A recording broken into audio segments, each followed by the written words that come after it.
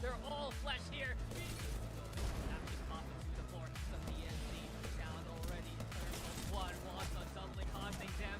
But this is the moment for Boogie Borders.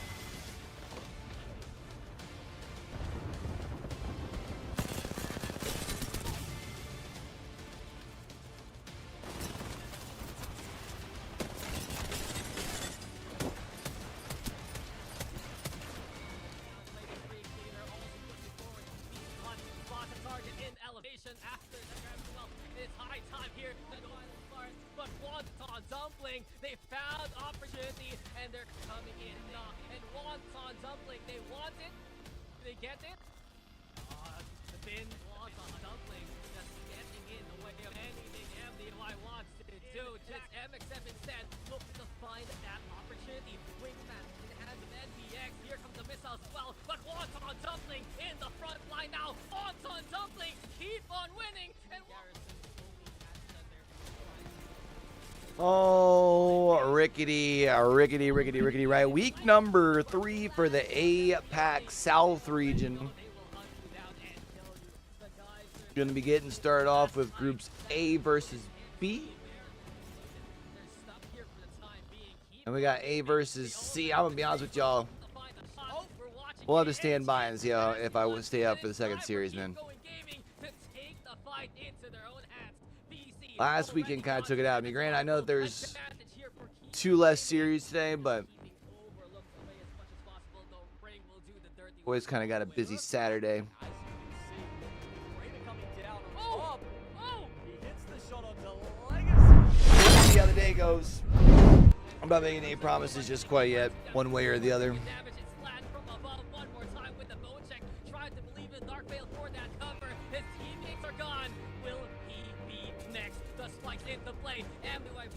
Oh man, how's everyone doing? How's everyone feeling? Happy Friday evening, Saturday afternoon, morning, depending on where you're at. This beautiful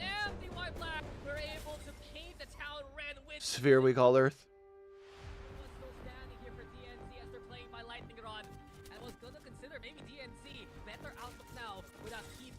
In the lobby, they're fighting for their lives here. The slice and dice action from the fences. All right. It is a 1v1. He's got hide on him. I should have made food. We'll have to get some slice of pizza or two here after maybe the first or second game. Here we go again. Another punch, another slice, but outside will eventually beat up Boogie Borders where they stand. It took so long for Rat. All right, so remember, groups A versus B is the first lobby that we saw the first weekend in APAC South. This is the weekend for the Group A doubleheader, right? Yeah, so this weekend, Group A has the doubleheader in APAC.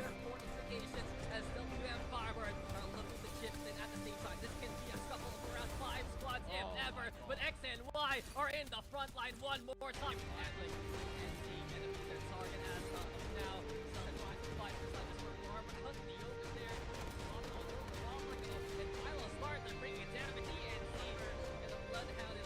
It's like the good and bad thing about APAC South now being on the like main Twitch channel, the main like Play Apex channel, is now you're gonna get the main Play Apex trolls. People like, which famous streams are in this group? NRG, TSM, dog. You know they don't play this late. Let's stop. Oh shit.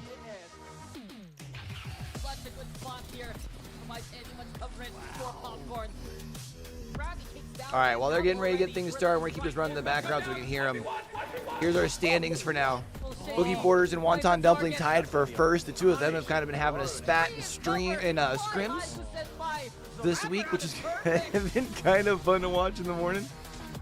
Lightning Unicorn, who I do believe is in the first lobby.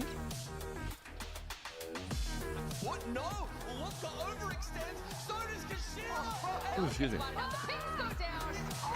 Yeah, Lightning Unicorn is going to be in this group. Boogie Borders is going to be in this group. Wonton Dumpling was the doubleheader last week, so that means they're Group C, so they'll be in the second group today. Welcome back, guys. This is another week of ALGS action here, and it's Longshot. If you're wondering, if you're like, hey man, where's Elfish? Where's the smooth voice of Rain Day? Where's the where's the host? Yo, what up, Ducky? How you doing, buddy? And all the hype and excitement of Onset and Gaskin. Well, we're taking over. It's kind of like when you know, we had, you know, Mad Maggie taking over, or you know, one of the other town takeovers we had in Play Apex. Longshot taking over the Play Apex channel here today, and I am of course joined with Dax. Dax is muted. Is he muted in the call or? Nope, just on production. Like, so there he is. Hi, Dax. Two-way tie for the top spot. On an Apex grind. Yeah, I mean, hey, yo, even, let's go. Other teams coming through the preseason qualifiers and doing very well has, as you said, it's just made it, yeah, like so in voice, I am trusted not Team up Art. there at the top, hasn't it? I have it open. Yep, and I completely agree, because we're looking at the How you doing, buddy? results right now for the past few days, and who's on top? You got Boogie Artist on one side, but Wonton Dumpling having some of the highest KPs in the whole ALGS, making their way to the top as well. Then you have the other teams, of course. So Wonton Dumpling's interesting. Legends Gaming, I'm wondering if they've been inting a little hard. Sharky making that return. I mean, we know they had some heavy like KP games last week, right? Like MDY White and MDY Blap. I mean, they had the one. Their one game was like 21 kills. But I've been seeing a lot of concerns about them. We're having a different flavor now to bring to the region and beyond. Not necessarily playing the traditional like the ALGS games. And gameplay. Yeah, that's we've already had 2 weeks starting off here in year 4. So why don't we just get a quick refresher on how the year format as a whole works?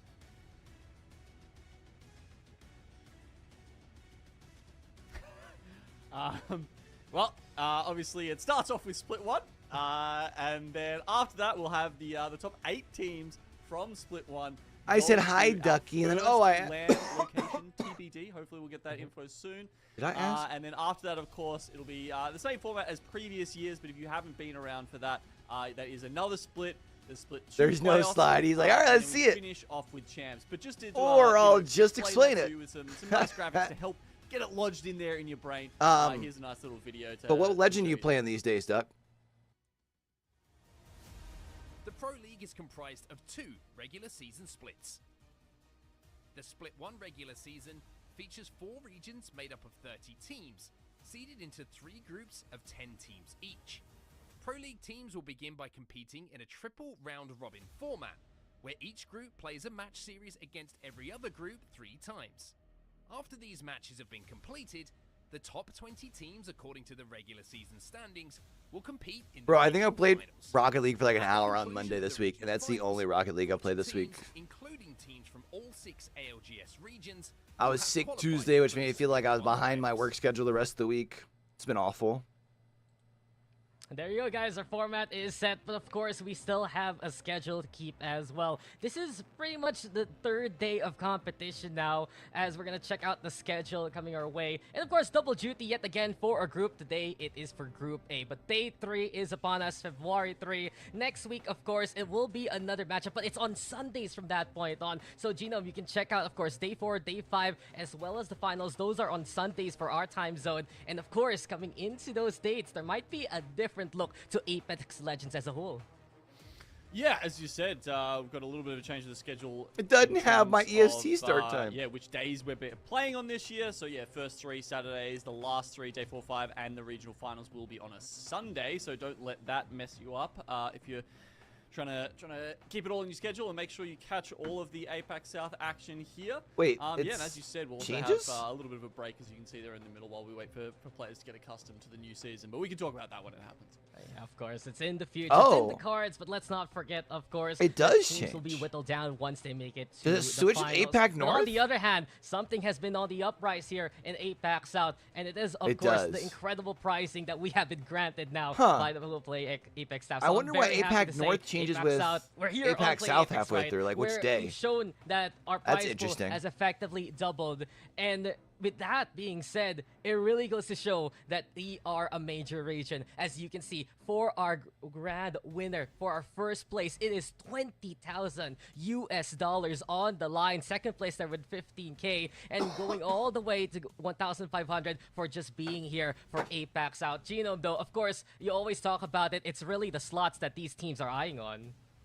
Yeah, it is, and we've got more than ever with 8 now for APAC South as well. It's as, funny that the you know, 2 prize going out to some pooling, Chinese like there's invitational technically going to teams, be a but, team that you know, makes that'll LAN happen a little who bit makes the same later. amount of money as You the team look that in doesn't. The past, we've had, you got to remember, 'Cause of the way that it this is sits the here. regional final. Either this is the winner of Split 1 overall as a whole. Oh, I guess you NA know, does the how same you thing with perform 10th through through 15th, the right? Entire split. So sometimes that's been the same person.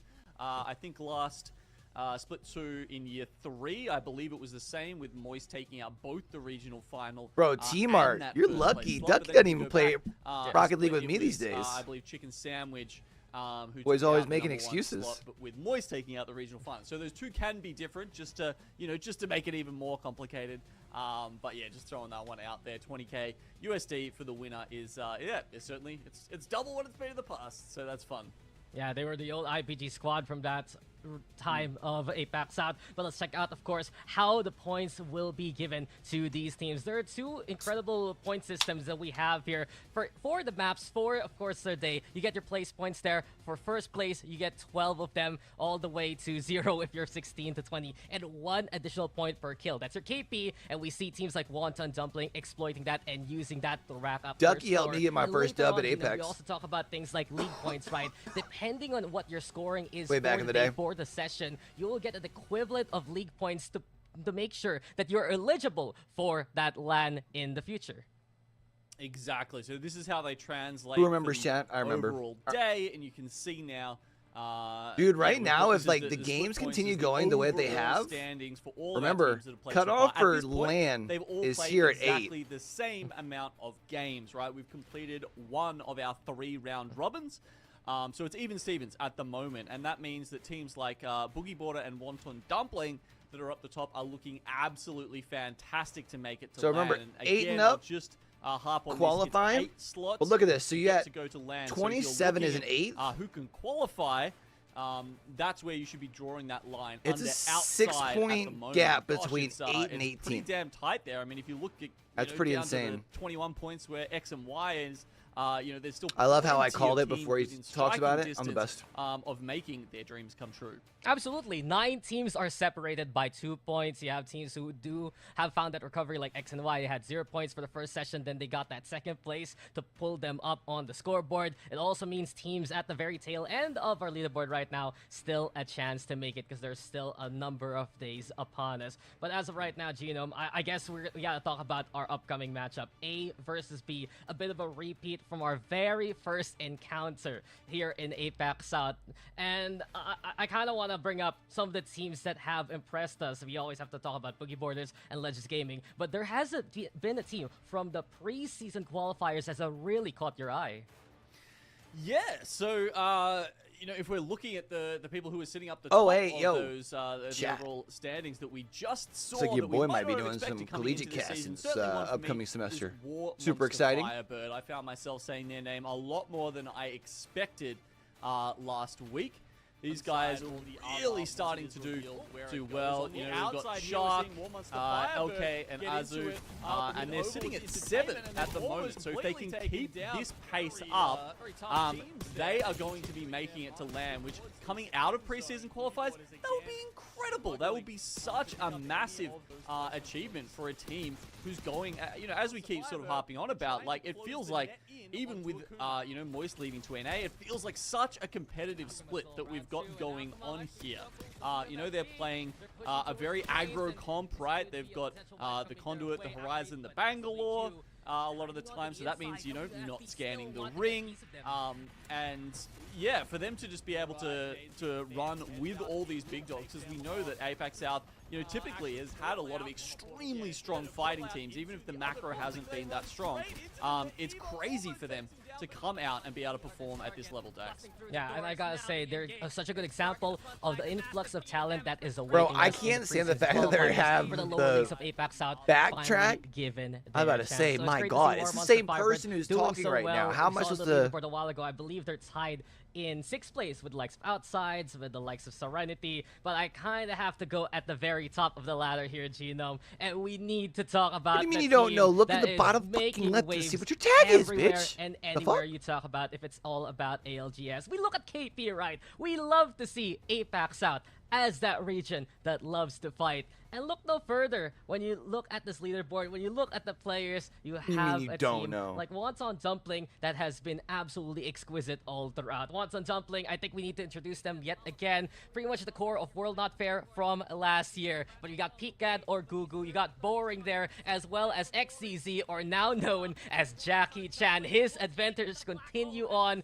And whenever we see Wonton Dumpling, they're just probably one of the cleanest fighting squads we've seen so far. There were moments like this last year in that World Not Fair roster, but in the offseason, they have cleaned up their act. They've taken fights so well, and I've been watching some of their POVs, especially in their great outings on World's Edge. And one thing that they do is, since they know they're a triple threat that can kill as soon as possible. I want to try and listen to him. I can't listen to him while also hearing him calling the game behind it. It's like actually triggering a nerve, like in the back of my mind, that makes me want to punch a monitor. So unfortunately, we're going to have to meet up for this part. I'm sorry, chat.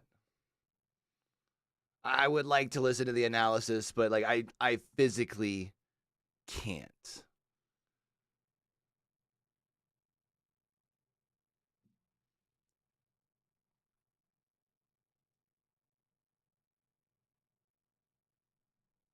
Saying, like, you know, are these guys a bit of a one-hit wonder? But, you know, I don't think that's the case. Chat, did you guys get a chance to it felt like that the first time we saw them pop off. Check out the TLDR video. That was last year, right? Like, that was more of an isolated performance. But now that we've seen them back it up a couple of weeks in a row in here for year 4, honestly, that's pretty cool. So, really excited to see them and see if they can keep that that momentum going throughout the rest of the season. I personally think they can. I think they've worked out a lot. I feel like that video ended up coming out good. I'm not gonna lie, like during like the editing of it throughout last year, and yeah, it'll be kind of started getting frustrated. Just I think merely the can fact that I knew it have was gonna come out late. First time LAN performance like we saw, you know, from say MDYY, and it hasn't been, that series hasn't been performing the greatest. Like last week's, that performed the like lowest out of my podcast. 14 in the map, 23 in a map, my VCT tier list, and then like the TLDR, and I felt like the TLDR video was the best.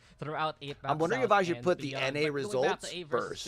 It's a matchup that we saw instead of doing them like chronologically in order of how the weekend broke down. APAC South run, and we're gonna check out the beacon here at Storm Point, and I gotta ask you, Genome, anything that is particular to you, because one thing always catches my eye when we talk about Storm Point and A versus B. It's that contestant lightning rod that really ruins a few games for the teams that fight.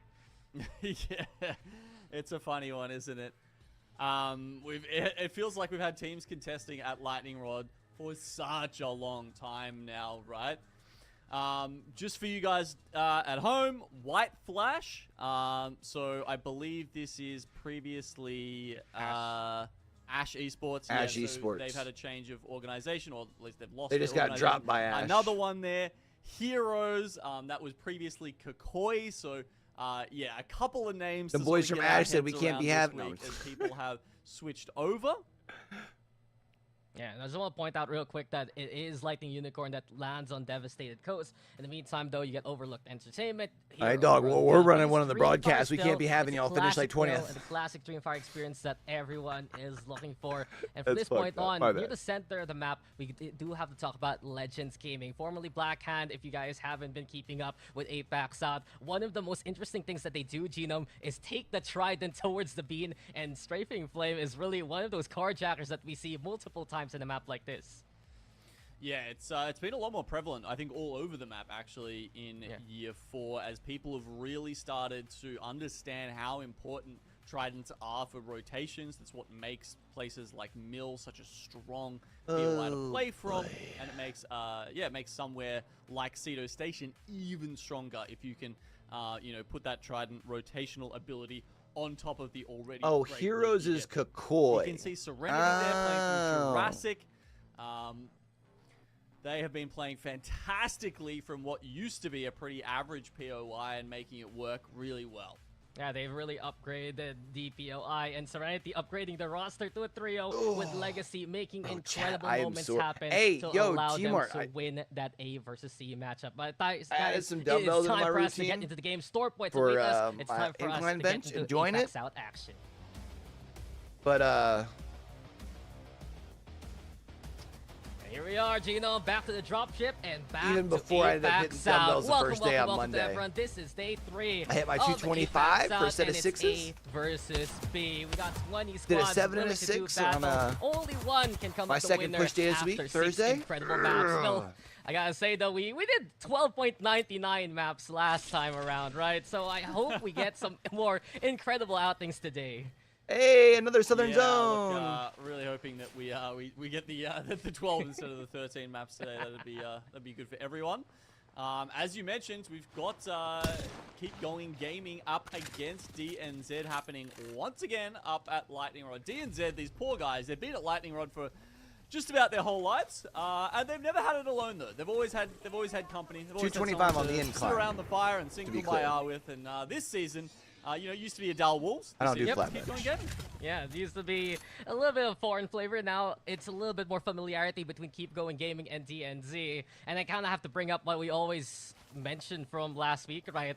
DNZ had an incredible outing when they had their POIs to themselves. Keep Going Gaming was the first team from the preseason qualifiers to take a map win when they had their POI to themselves. And I gotta wonder, something's got to give right by this point, but Keep Going Gaming, they've taken the northern side, and they're staying there for the time being. Yeah, well, they've kind of squished the whole thing together, right? We used to have Thunderwatch, and then Lightning Rod was a little bit further away. To be fair, I'm generally pretty well extended, like accent on my down. DNZ, they'll move south, they'll take the loop going down to like titty touching on my KPG, going north and taking sort of more of the original Lightning Rod bench instead of just going to 90. The one set of beacons now. That's kind of the big change, is that you don't get to rely on there potentially being another chance of beacon spawns when you're up there. So that's one thing to mention. But I think that's why I've been enjoying at our gym we've got the ISO the smart way to play it. Wide hammer, and I usually end my chest days with that. Are rotating very quickly into Barometer, because then I'll do like one we are going. more they have such low priority, they're gonna need to failure set on the flies before I leave. And I wonder if they have that on the intel. pec I don't deck. think so as of yet, but you mentioned it. We're looking at Barometer, and one team we kind of have to talk about moving forward has to be Heroes, formerly Kakoi or Kakoyi, if you know how Japanese or not. You can choose how to pronounce it, but they've been picked up by an so that's the difference in it. Is Kakoi really would be the Japanese translation. Get the support that they need. Yeah, it's nice to see. There's a lot of support for I think Indonesian teams and players in Apex Legends. They often had I don't necessarily use the Smith machine for like the safeties on the bottom side. I'm not gonna lie. There was some Indonesian people I use the Smith machine more just to kind of guide my range of motion. Back there at the start, so it's good to see. That's how I messed. That's part of the way I've really messed up my shoulder back in college. We're getting this team is getting. Well, I made my shoulder worse like that in college. I should say. Been there just about that long. I got messed up in because basketball. they really are OGs of APAC South. Yeah, Devil United, if I remember correctly, but Legends, of course, also bring out the Gibraltar right now. So yet again, we're seeing so much more variety here. Over the week, Genome, I've been watching other regions, so I have been a believer of some of these more quote-unquote off-meta picks. I've seen a Revenant win in APAC North. I've seen So at least we're not Newcastle going win. I've seen Fuse, of Echo course. HQ for And first now with game. the We're going to Gimme Barometer. Online, what do you think is the outlook here for APAC South, especially knowing that this is a region that plays a lot of Watson to begin with, and how does that shake things up? Yeah, so obviously, you know, if you got the pylon down there, it does mean that you can be pretty safe from the defensive bombardment. Yeah, it creates a fun little sort of mini game if you get into that end game positioning where you've got defensive bombardment coming down. Like, can you take out the pylon and then be able to use that ult? Honestly, though, Watsons will often have one pylon down and then have their ultimate ready to replace, or even just have ultimate accelerate. But yeah, I know like a lot of zones people on the Smith in machine, their they like to backpack, set up which their means they like can, guide just on the let that bottom network just to seconds make sure later that have it ready like to go. stops So before they're I think to it is chest. weighted I don't pretty worry about the heavily bottom in guides favor on of my Watson between Smith those machine. two legends in I just terms use the of, Smith machine that way. Like in if terms of I'm how not that, able to get it all the way up, I can that lock it sort down of on the works next out. one. That said, you know, Gibby's got his own uses, right? The bubble is still a very strong ability. Look, there are many lovers of the Gimme meta from before, and one thing to take note also, we've seen the shotgun be something to watch out for in APAC South. The Mastiff has done some damage, the Peacekeeper has done some damage, and talking to a few pro players here and there, they say that at least the shotgun, it's a decent gun to come out the dropship when you're respawn, because you rarely need attachment. But we're watching Barometer, we're seeing Akuma, and it's getting pretty crowded here in Barometer so far. So this is a send over here on the pylon, actually, onto Team Burger. Pricey was taking some shots with a 30-30, got caught completely off by no credit. Oh, but Oh, it does chat, look what's your like guys' they thoughts made it on out the here. So potential he was down, he got knocked, but they had just enough distance between them. armor that changes Pricey was that have been able leaked? to get the res back up. So, honestly, Burger, they've been struggling a little bit so far. It's almost had game one going awry from them, because we know that no credit at this point is a scary team and an unpredictable team as well. Yeah, we know Team Burger. The I kinda legacy wanna see speaks it for play itself, out especially with two-time champion Sharky in that roster. Looking back at the results, 2 top 3s basically, and a bunch of lower than top 10s that made it a mixed bag. We're watching the Barometer and Legends Gaming spotting out a bit of contact towards outside. Why am They're down I- here by the bins. Is A the little bit of black cover screen here on for the outside. broadcast? For the time being, Legends decides to back away and get their own kind of place with the pylon in tow.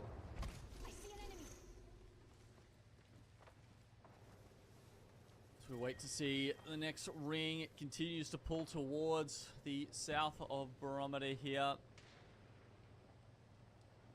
See a couple of people just running it all the way underneath.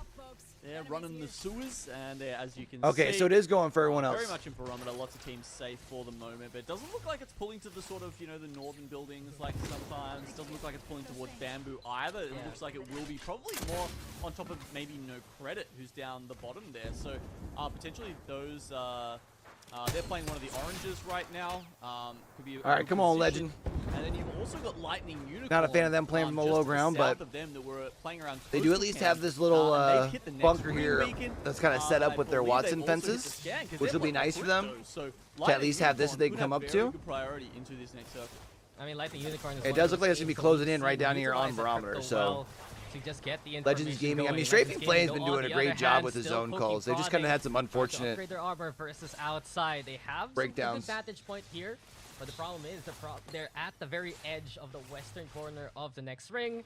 And we've seen from Legends Gaming, it's really that transit point that has been a problem, right? Someone like Easy Flash, he tries to fight, gets down when they call for disengage, and it's led to Legends Gaming dying a little bit earlier than they should. Has been a problem a couple of times so far. Akuma. Dreamfire Here we in go. trouble here in game one. They're stuck in Shots over zone. at Dreamfire. It looks like they're stuck in the ring. Might have to rotate all the way back through Cenote Case. Roy actually popping the Bangalore ultimate here to try and keep them at bay as Ems is trying to get revived. Are they gonna but push I an feel F like them? this could be a very quick end here for Dreamfire. Yeah, War Monster Firebird there, a squad willing to fight I'm outside the pushing ring, here. and here we go again. War Monster Firebird, gravity lift is upon us. Roy though back with red 3 armor, MZs ready to down. go for the Pizza's fight. about to be 3 going MZs down. At is least got the already armor on the swap. floor. Or not Energy armor swap, but got barricade the to try battery and keep cell. them away here. Dreamfire has to stay in their own lane as War Monster Firebird are the ones playing 2v2. aggressive. They do lose one along the way. Here 2v1. through courtesy of Azu, and it's just a single Dreamfire player. Dreamfire out. trying to fight, no chance. And the struggles of Dreamfire, they continue Damn, here. bro. Roy tried Dreamfire's to in shield 22nd off going in the there, day. but, I think they're like you know, wasn't giving him just any, inside, just outside of ground to relegation do if it were to end that today, with, so which is just kind of crazy. firing bullets straight into that while the other two come to clean that up. A nice win there for War Monster Firebird. And again, we have to praise the team fighting. Obviously, it was very heavily stacked in that favor. Yeah. You know, spotting Dreamfire out in the zone, obviously not a very healthy place to be playing from. But still, you know, taking big scalps. It happens just again and again, and I just get more and more impressed with this team.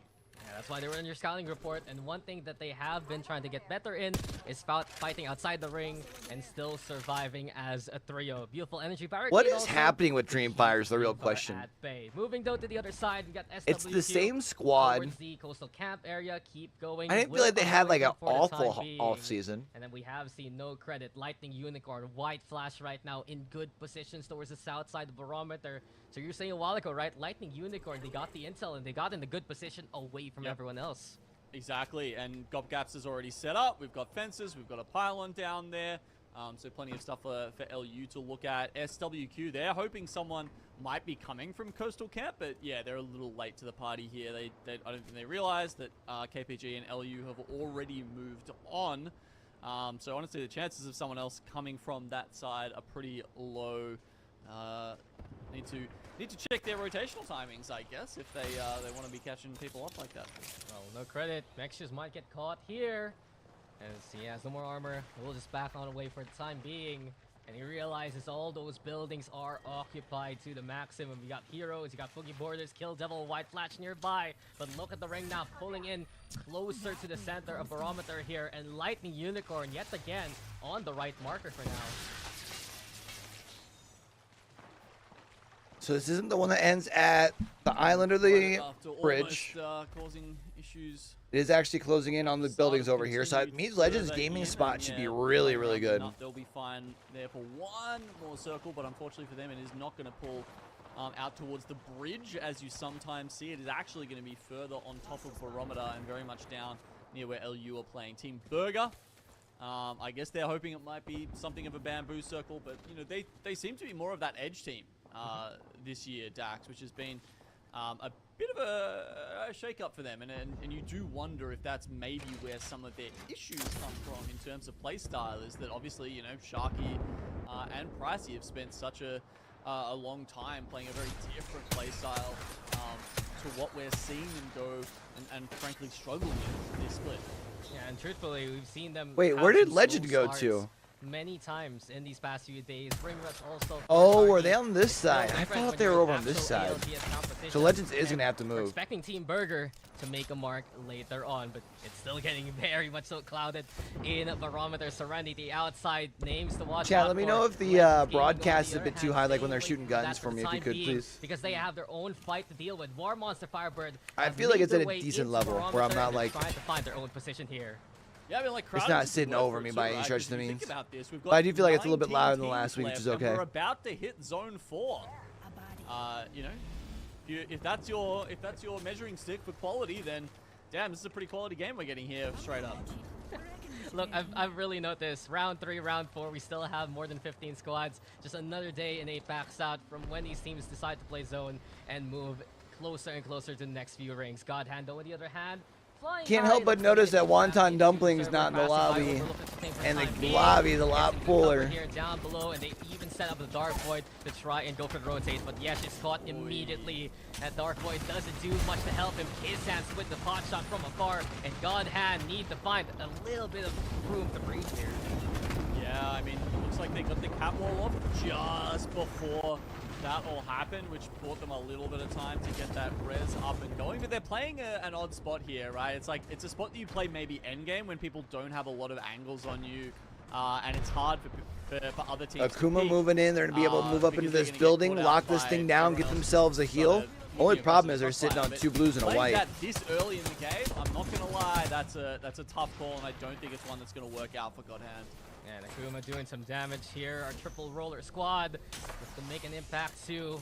It does feel like those are the two teams right now trying to get out of the midfield, I'd say. Genome, Akuma on one side with the returning Killapaz, Team Burger on the other with the returning Sharky. And speaking of Team Burger right now, they're the ones in a bit of trouble. DNC on the hunt here by the bridge. Smokes are out, but this wingman has a digi threat. I feel like And you know Killapaz Joker's is, good for it. The hunt is on. should try going back to sees the target M&K. from him. Pricey will get knocked on down as Godhand is eliminated off screen. DNC gets some good damage going. Yeah, they haven't been taken out Personally. quite yet. Oh no, the last shot comes into way, though he was hoping to maybe put a res back onto his teammate. But wow, Burger, one of the first ones to go out. So even though they survived that scare earlier against no credit, yeah, look, there's still no love for them in the end. Yeah, it's the ailment of the laser station, pounded by the low priority from Zoo Station. Akuma, though, on the other hand, they have to deal with Overlook. Entertainment knocking one down. It's BC already. Gun scan comes on in, though, but Akuma's ready for this one. Spikes into play, and Crusader, look at him go. Crack that arm already. Akuma back in a reset angle for the time being, but it's a 2v3. Overlook, do they push it? Akuma staying inside for now. So this is where the benefit of when they rotated to be able to take this building, right? They're kind of able to lock down during this fight. You notice they're able to retreat back, get themselves a reset. They don't need to overextend here. There's enough like fighting going on. So many roller players to do so much damage. They're gonna push into high ground on the actual Yeah, they had the Oh, no, advantage. but they don't have barometer Crusader. part? No. Oh, no, they Oh, lose dude. one, and Yukoi now Oh, tries to sell bruv. the Dark Veil to give Oh, Akuma dog. a chance to breathe. Crusader, Oh, not like he's this. gone from this fight, but Akuma has different opponents now to deal with. You got no credit on one side. You got White Flash also in that chaos, and Savior bringing in the massive to bring in the damage Oh, too. no, Akuma, fuck though, you. Oh, this is beautiful my. work from Oh, my Killapaz, God. and just kills them all in Killapaz is front of disgusting. him. Well done by Killapaz. Now Wow. the job's not done because Lightning Unicorn There's is no marking way, him. dude. That is Holy. ridiculous. I mean, I 2v3 there from Akuma. I mean, they go out regardless, but oh my lord, they go out in a blaze of glory with that highlight reel.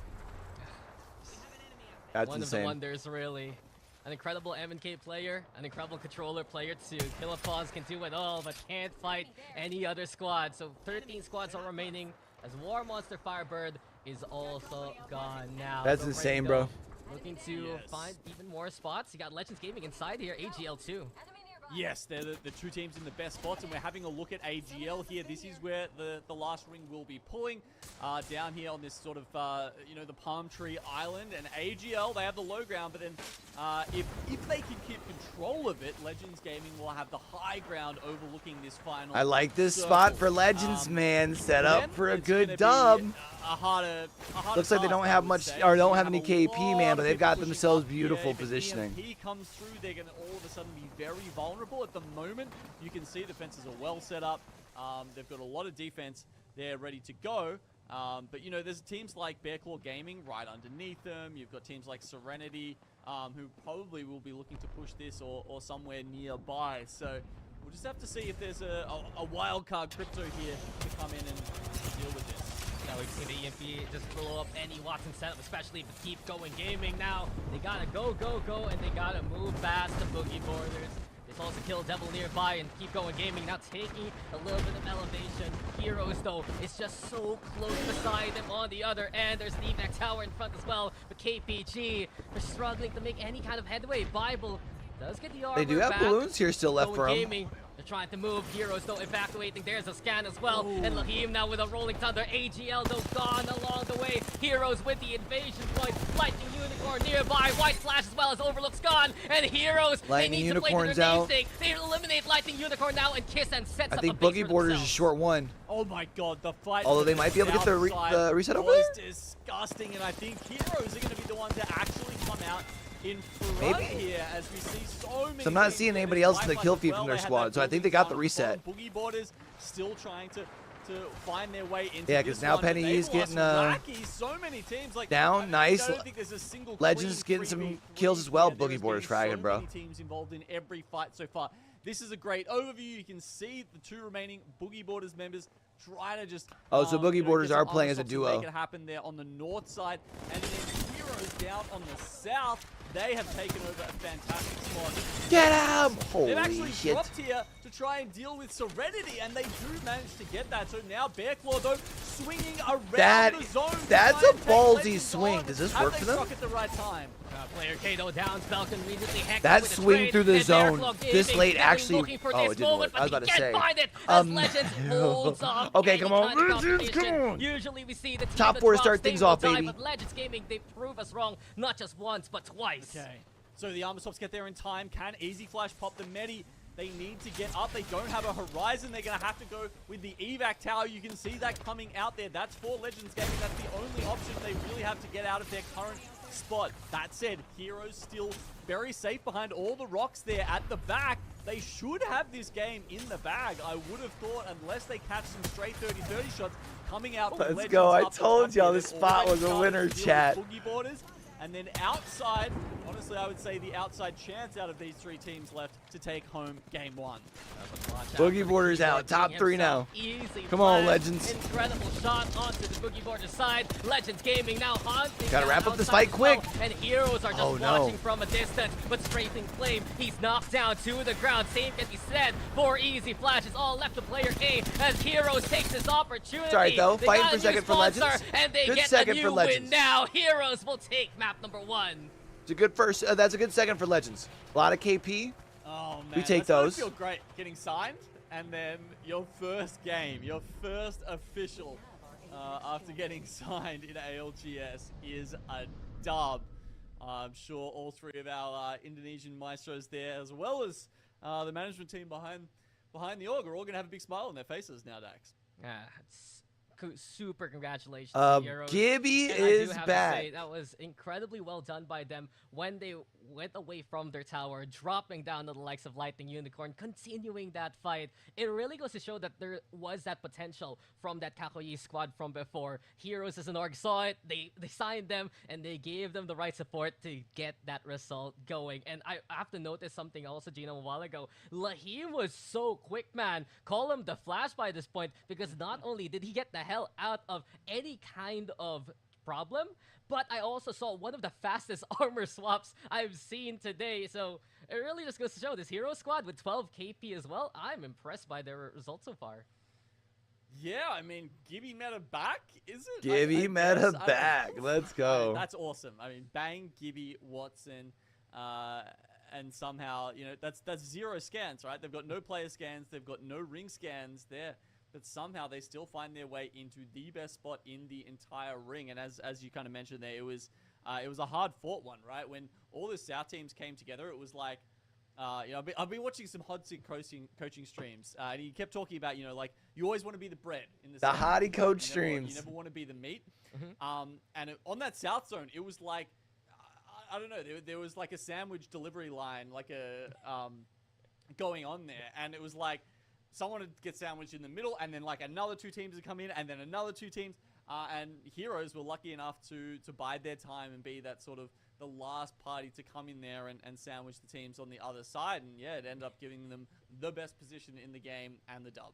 Look, talking about bread, it's like they built a baguette on the south side, and that was all. The old theirs for the Kakoyi taking. squad Well takes done by game Heroes. number Also some 1 good under games their from new what we org saw of from heroes, outside. huh? Outside has been a team that has performed on store point. Legends Gaming as well, getting a bit of that lethality back, especially facing off against both Bearclaw and Serenity from that drop down position. But in the end, they were the ones getting caught yet again near the tail end. So a good game so to start things off here versus A versus B. I think though we have to talk about this first fight immediately. War Monster Firebird, this has been their bread and butter, pardon the pun. Just fighting here at the edge, finding a team outside the ring. Don't and pardon the the first pun. victim, Eat the it up, Alien baby. Dreamfire so far. Which is funny. It's almost a bit ironic there, Dax, because you know, if you say bread and butter, that used to be Dreamfire's bread and butter, right? They are the team who typically would be, you know, pitching in around the edge of those zone 2 to zone 3 circles, looking for a couple of KP, and from there they launch their assault into finding a really good position for the end game.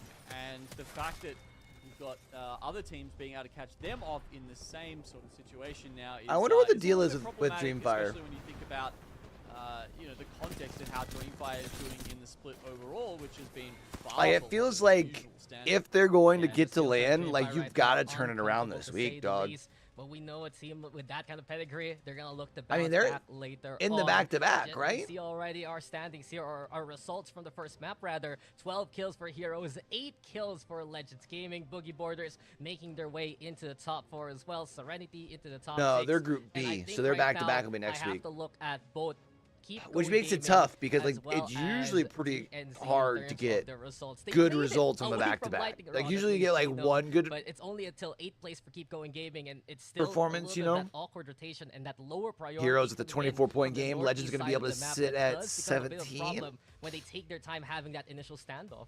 Yeah, I mean, look, shout out to DNZ for getting. Oh, no. elite, Legends ended up going out in there. third. We respect that. I feel like if there's, you know, we're 15 giving out for bonus them. points, potentially there should be one for getting 15 elite for damage, outside. But I don't make the rules in ALGS, sadly, so you know I've got no sway here. But yeah, look, the amount of kills we're getting there, you know, Legends Gaming picking up at 8 and Heroes getting 12 is a pretty solid effort. How does that translate into the scoreboard for this series? You can see Heroes well on top there. I think what's important, too, when you look at this performance from Legends, and Legends Gaming as well, who are doing, you know, they're doing okay this season, but they with really this, do want to we got to remember that they didn't have any kills until the 5th ring was starting to close, I think is what it was. Also, because for a team as good as Legends Gaming are, Dax, Yep. you know, even maybe heir apparent in APAC South, they are actually worried about seeding. Right? Like, when it comes to LAN, the higher you place in your region, the better your seeding is as far as the groups go. So, I think Legends Gaming are good enough to be worrying about that. They're not worried about, like, qualifying so much as they're worried about, like, what position they qualify in. Yeah, I agree with you. And it does feel like right now, when people were touting that ex-Blackhand roster to become that heir apparent that you mentioned, there's still no clear #1 right now in APAC South. But you know who's #1? It's Heroes for the time being. And that was map #1, done and dusted. We'll take a break, and when we return, we're back to Storm Point. We'll see you guys in a bit more for APAC South.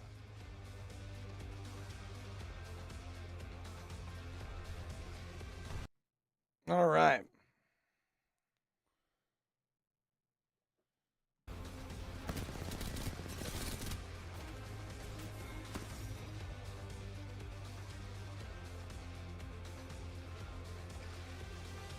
I'm gonna go refill my water here, chat.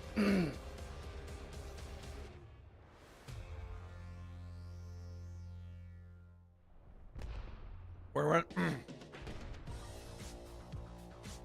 run a quick ad as well.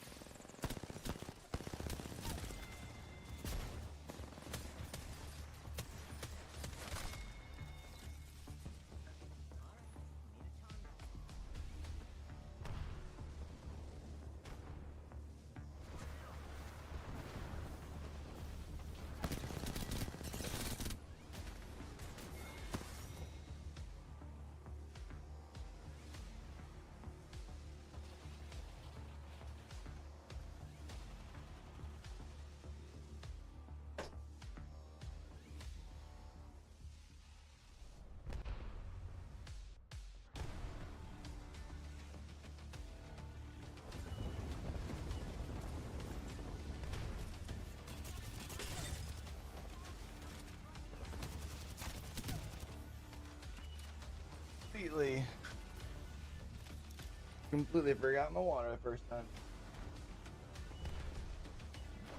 You mean the leaks changes? I don't think anything's been confirmed yet, correct, Moon? But yeah, I was saying earlier, I think I might not completely hate the armor change. I have to wait to see how it plays out.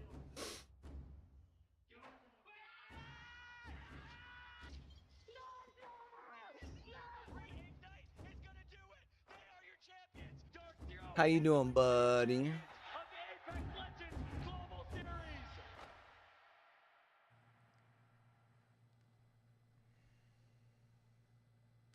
Not all heroes wear capes. Sometimes they bring dome shields to the table. We are back here, ladies and gents, and heroes have taken the I do think that has changed as well, correct. On Store Point. I'm Daxo here with Genome yet again, and we gotta talk about it still, Genome. 24 points for heroes, 12 from placements, 12 from KP, and a good showing for a team that has just been recently signed. Yeah, very solid from them, and the perfect start to a day. And you know, honestly, you probably want these big days, these big results earlier in the split rather than later, right? It kind of gives you options, gives you some room to breathe. If you kind of leave it up to the last day and you're the only, you know, your only option is to get a first or something, that's a hell of a lot of pressure. So getting it done at the start, certainly better. And as you can see, we have got Mr. Reliable Easy Flash up there, but he's not at the top because we've only had one game, obviously, and he hasn't had a chance to just edge everyone out over, you know, averaging his ridiculous damage every single game. But yeah, no surprises there that Kissans and Lahim coming out on top with all three over 2K. Yeah, they're the ones who nice really little first game for the new org buffed heroes, as well as another squad. But I gotta say, you know, Easy Flash, he's the template by this point, right? It's always, you look at the Photoshop and you're like in weapon damage.png, and it's Easy Flash there in the middle. They just move his name from time to time. He's always gonna be there, and he's been so very consistent. And consistency so very key for the teams that are looking to make headway. Legends Gaming third, Boogie Borders in fourth, Bear Claw Gaming making. Yeah, we might only watch the first session today, chat. Right now, I guess what we've noticed here for A versus B, it's the most zone-centric match. Last weekend, like, fried me. So far. I'm not trying to put myself in the same situation going into a new week. Matchup, you got a lot of aggro teams. Especially because tomorrow we have birthday party go to. 14, 12 teams by that point, but with this group, 19 teams going into Zone 4. I think that's just like a one-off event. I don't think that's part of the new league, is it? Yeah, just playing for placement and whatnot for these teams. So, yeah, I mean, like, honestly, the fact that Easy Flash has stayed this good for this long, and, you know, he's done it on multiple roles as well, right? Like, you remember back in the Wolfpack days, he was playing on Gibby, he was doing a lot of this damage from range, and now he's on Bangalore, and he's leading from the front, and, you know, he's doing a lot of this damage closer up. So, it frankly just speaks to his quality as a player that he's got all these different bows to his string. And not only that, I think, you know, in the past, maybe there were some times where he'd get caught out. But obviously he's ironed out a lot of that play, and he's just so sharp and so reliable now. Not only in terms of dealing damage, but just being that spearhead for his team. And, you know, not creating openings for anyone else. And that's definitely been one of the keys to how Legends has done so well. Yeah, Surfing Flame himself saying that Easy Flash has to be one of the best MNK players, if not the best MNK player in the world so far. It's a little bit biased, sure, it's your teammate, but the results speak for themselves, and we've seen really Legends Gaming be that I kind believe of team the calling all heroes is Overwatch's, like, I'm also looking at some of the stats. Game changers, is it not? And while we have talked about Wonton Dumpling in the pre-show, they're not here right now, but you know who did incredible damage also in that A versus C matchup for day number 2? It was Legacy of Serenity. The duo became a trio. Airports would not stop Legacy. I am clueless when it comes to Overwatch. I just know I like it. I feel it. Both Jackie Chan and Gugu on average. So one thing I've really watched out for Serenity is just how they're able to pick up KP, like single KP, double KPs out of nowhere, just from the way that they play and how patient that they are. Yeah, I mean, they've also been like a massive. You're just addicted to the game now, so you want to watch it. I feel like we're just waiting for a lobby restart here. Hopefully that won't be too long. Let's just have a quick look at this video in the meantime.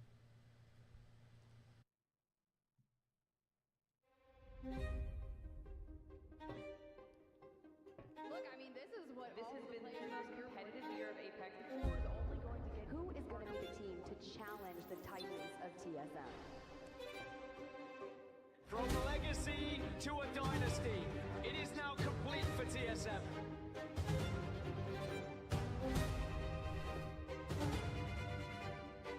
TSM up in the skies, how's it down from the heavens?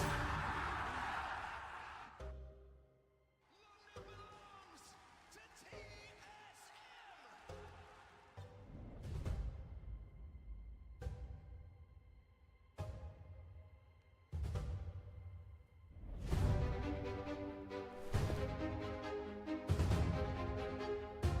But Dark Zero are losing! They're taking damage, but no! Here comes Zero! Zero! The captain! The ideas of Dark Zero are your champions! It's a cool little video. A bit of a rivalry develop in Apex Legends. As these trophies just keep going back and forth. Dark Zero, TSM, it's always one of those two teams. Unbelievable final we've had here today. 4-by-4 and eliminating TSM as the first team to go in the Logic 4. Ulti Gaming might be about to break records. Dropped. I think one of the hard things about like the APAC region struggling with like the restarts and stuff, as an NA fan, it's so late at night, dog. Like the longer breaks in between games, I just get to the point where I'm sitting here, I'm like, I just wanna go to sleep. Even after a night like tonight where I took a nap. It's tough. I'm old. I don't fear anything. Can you say the same?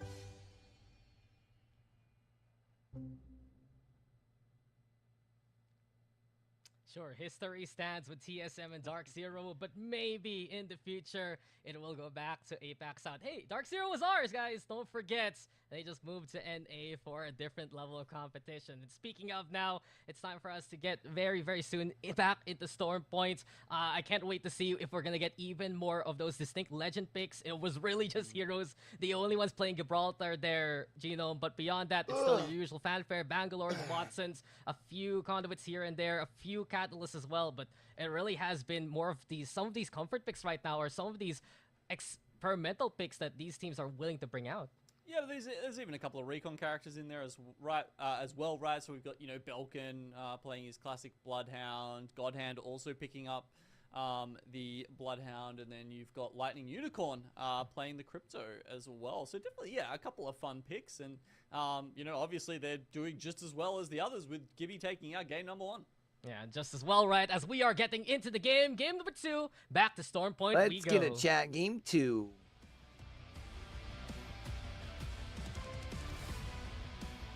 Here we go yet again, as we are getting these streams dropping out of the dropship. Northwest to southeast, our flight path for now. The teams should be able to get their POIs as per usual. Welcome back though. Game number 2 between A and B. That's with Genome still, and I'm looking right now again at the agent comps, or rather the legend picks that we have here so far. And I think one thing I've noticed interesting enough is we have even less conduits than perhaps usual. I think we only have 5 conduits right now compared to all of the other regions that we've seen so far in ALGS. Yeah, look, interesting. Maybe it's losing a little bit of ground, a little bit of, you know, popularity as the split goes on. We've certainly seen that in the past. I wonder with, if part of it is because this lobby doesn't have as much sort of, contests going on, though, right? You know, like, people, when they were theory crafting, they were like, oh, yeah, this is really, really strong. And then it sort of plays out, and you're like, oh, okay, maybe this doesn't work quite as well as we thought it did. Just to update you guys on this little contest going on down here, it's a bit of a switcheroony. So last time it was D and Z sort of taking the middle building and then going down to Thunderwatch with KPG on the high ground. The jump mastering has changed it up this time as we see the revved up Rampage. And you got to be careful. You got to remember that can blow straight through the doors. And KPG have already made their way down to Thunderwatch. Yeah, they've really amplified the potential damage here from DNZ, and they're rushing down now towards Keep Going, who has to evacuate towards Thunderwatch, as you mentioned. KPG, though, they do have blue armors to work with. KH, Oh, wow. just stopping up for the time being, and they're one of the teams with the conduit here, so ready for active combat if ever. Yeah, and they're taking it right to them this time. Or at least Joker was actually looking for an opening. Now he's going back to his team.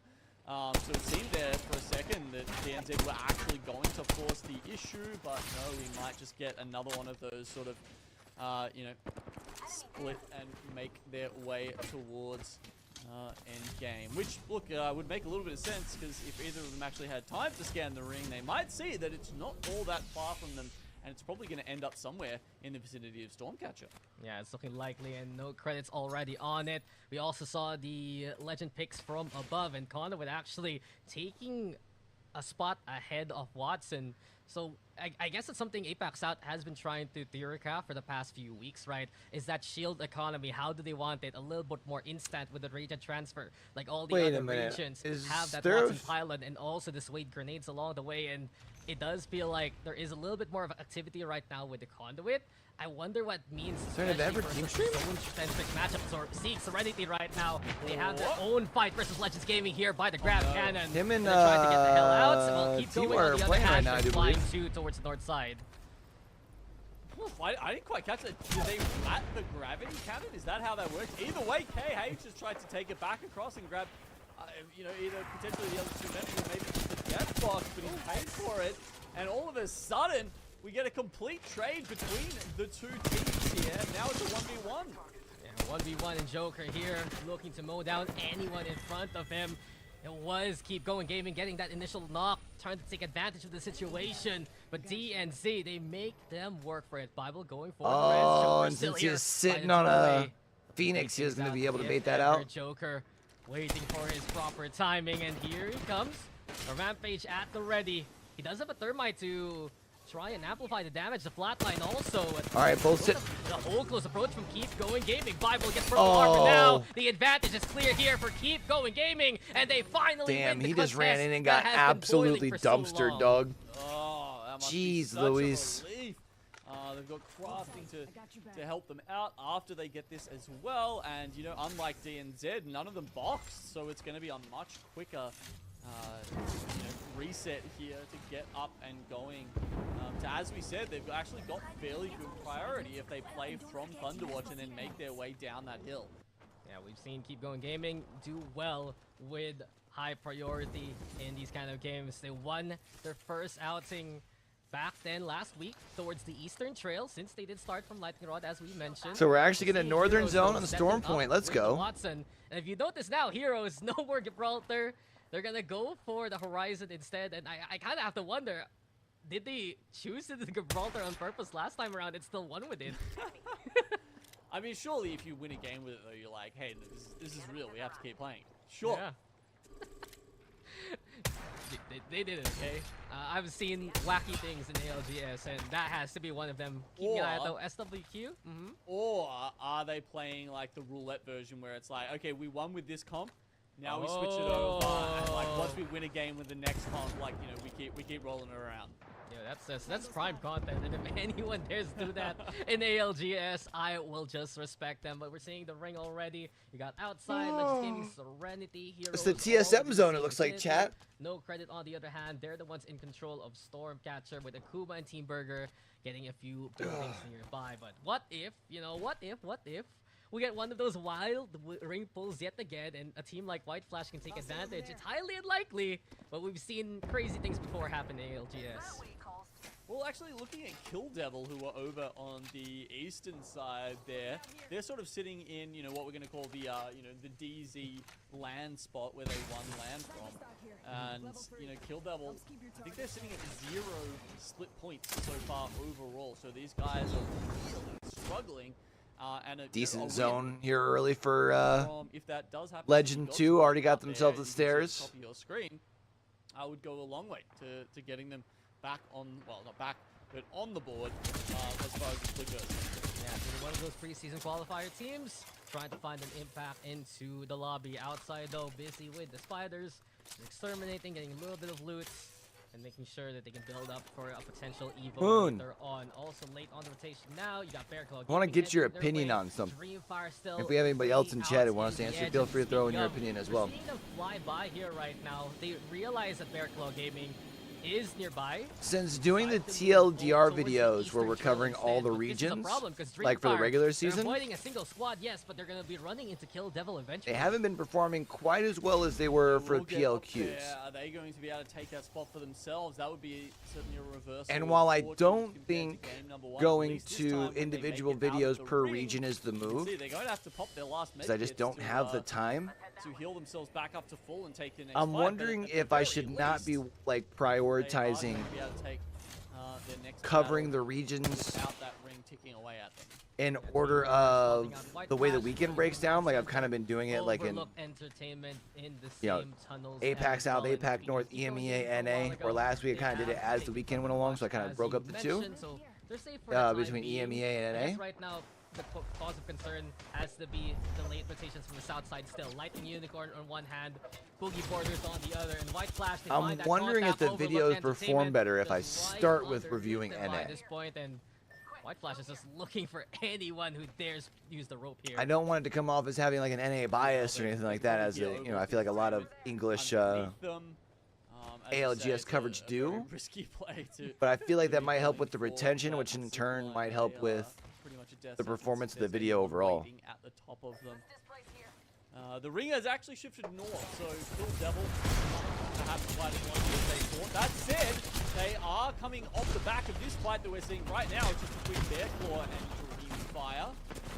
The popping piece of the hunt, and he's looking for anyone else to victimize. Falcon with a second. The creeping barrage does the damage, sure, but Bearclaw Gaming, it leads now to a 1v1. Rudney sticking around, though, in cover. Dreamfire, they don't want to get eliminated too early on this time around, and they take the fight to Bearclaw Gaming. But wait, there's more. Kill Devil watching from the Overlook. Dreamfire? We got Luohan keeping PT here into Get cover. pushed by Dream or Dreamfire, Kill they win Devil? the battle, yes, but you No? know it has to hurt still for Dreamfire. Yeah, I mean, you know, they're trying to recover both of the banners here. We can see that happening. We've also got Pete is going to have to go well into the zone to try and make this one happen.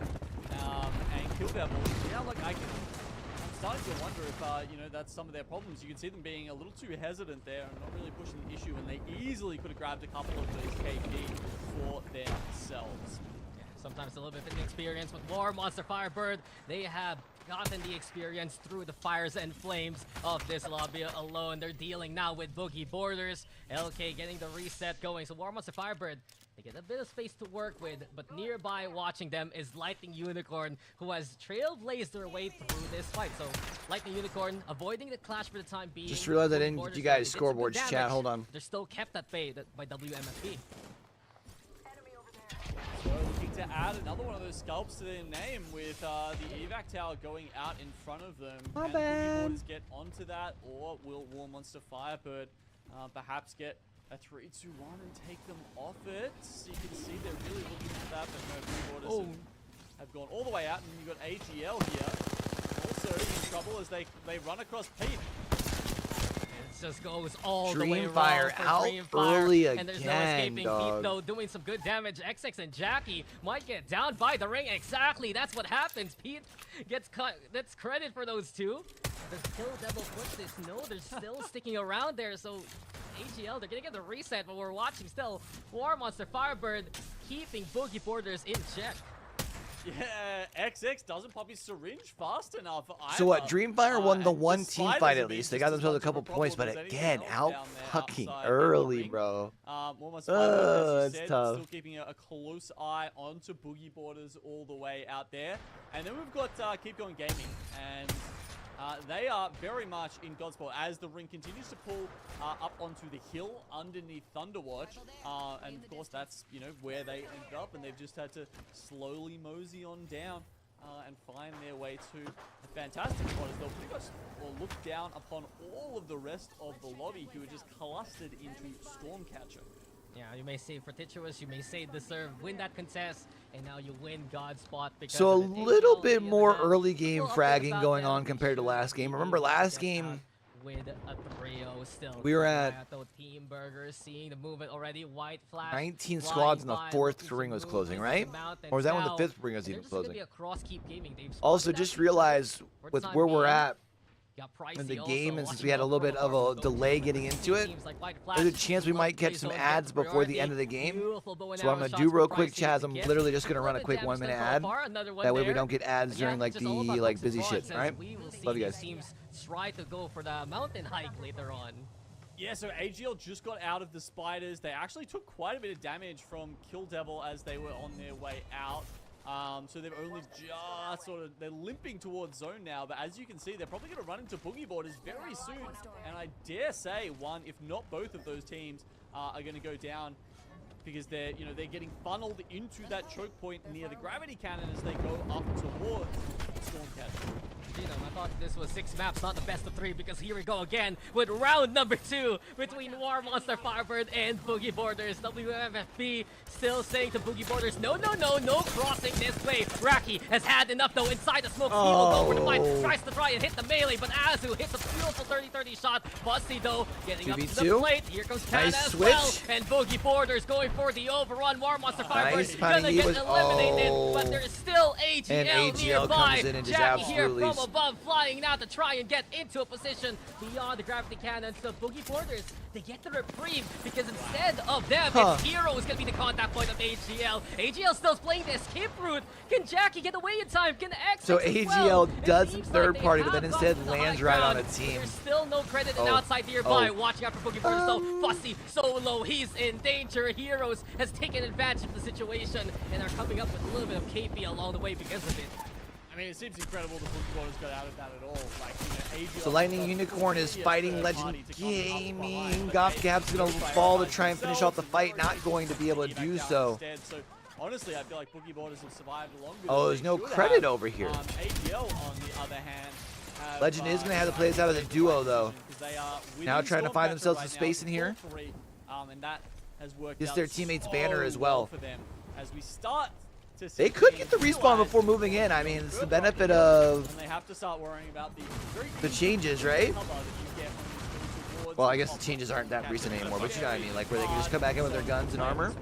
It's time to move, and Team Burger now moving away. Question is, can they get to the roof to be able to get the revive, right? Legends Gaming taking a solid third party there towards No Credit. A little bit of revenge from week number 1 when No Credit dropped on them back in World's Edge. They're still keeping an eye out here for Pricey. And to hit the shots from afar from Bocek. Overlook Entertainment. They just need a little bit of space to work with. Move over towards the north side of the map, because these teams now know you have There's the to revive hit coming their in there, so SSU, Legends is doing going to be just back to a that. trio. Outside trying to do so as well. Fussy just AGL too, vibing, but Legends dog. Be Gaming one with is the one in rock. control Be of one with Stormcatcher the for time rock. being. No one sees me. Oh man, this is going to be a fun No end one's to this. here. No one's here. Legends Gaming, as you said, they've got, along with quite a few other teams believe like I- AGL, Wait till they take playing it. the main building here from Stormcatcher, and they have to try. Why are and we work listening their way to- up somehow? I think a lot of teams, honestly, this is going to be like the Valve days. Not back. Legends We're going to Day. have a lot of teams throwing a Hail Mary evac to try and find a spot on this hill. Might as well fly high and see where the clouds do end. Sharky though finding BC, the ring doing the damage there, and Team Burger just consuming who they can. All right, Boogie Borders out in Boogie Borders 13th. now gonna get eliminated. Kill Devil, same kind of danger. Serenity and Team Burger clash on the other side. But Kill Devil versus outside. It's only Luohan trying to survive here. His teammate's gone. Staying into the corner to survive for the time being. Burger's out in the Outside, 11th. though, getting shot from the back, as well as Team Burger now getting eliminated by White Flash from above. And speaking of White Flash, AGL gets a knock on a Legend. is trying to make headways into this lobby. A Akuma team that out. loves to play the zone and get into position. Now they're rewarded for it. It looks like AGL's getting third party, though. Do love to be there. They don't like being in the thick of things. So, at range with their 30-30s, and a triple take is exactly the sort of situation Come on, they want to be easy. in. Unlike Legends Gaming, who are obviously not very happy as they're a Skerrick away from being removed from this game here in 6th spot. So Easy Flash able to at AGL least that stay away till actually goes 5th. down first here, but surely Nice. SWQ, who are just underneath Legends, are going to be able to finish off Easy Flash sooner. Where's Legends at? Yeah, they spot him. They shatter There he their is. shields. Player K, though, the one who takes the brunt of the damage. But SWQ, they should know it's only one target in front of them. Fences also on the horizon.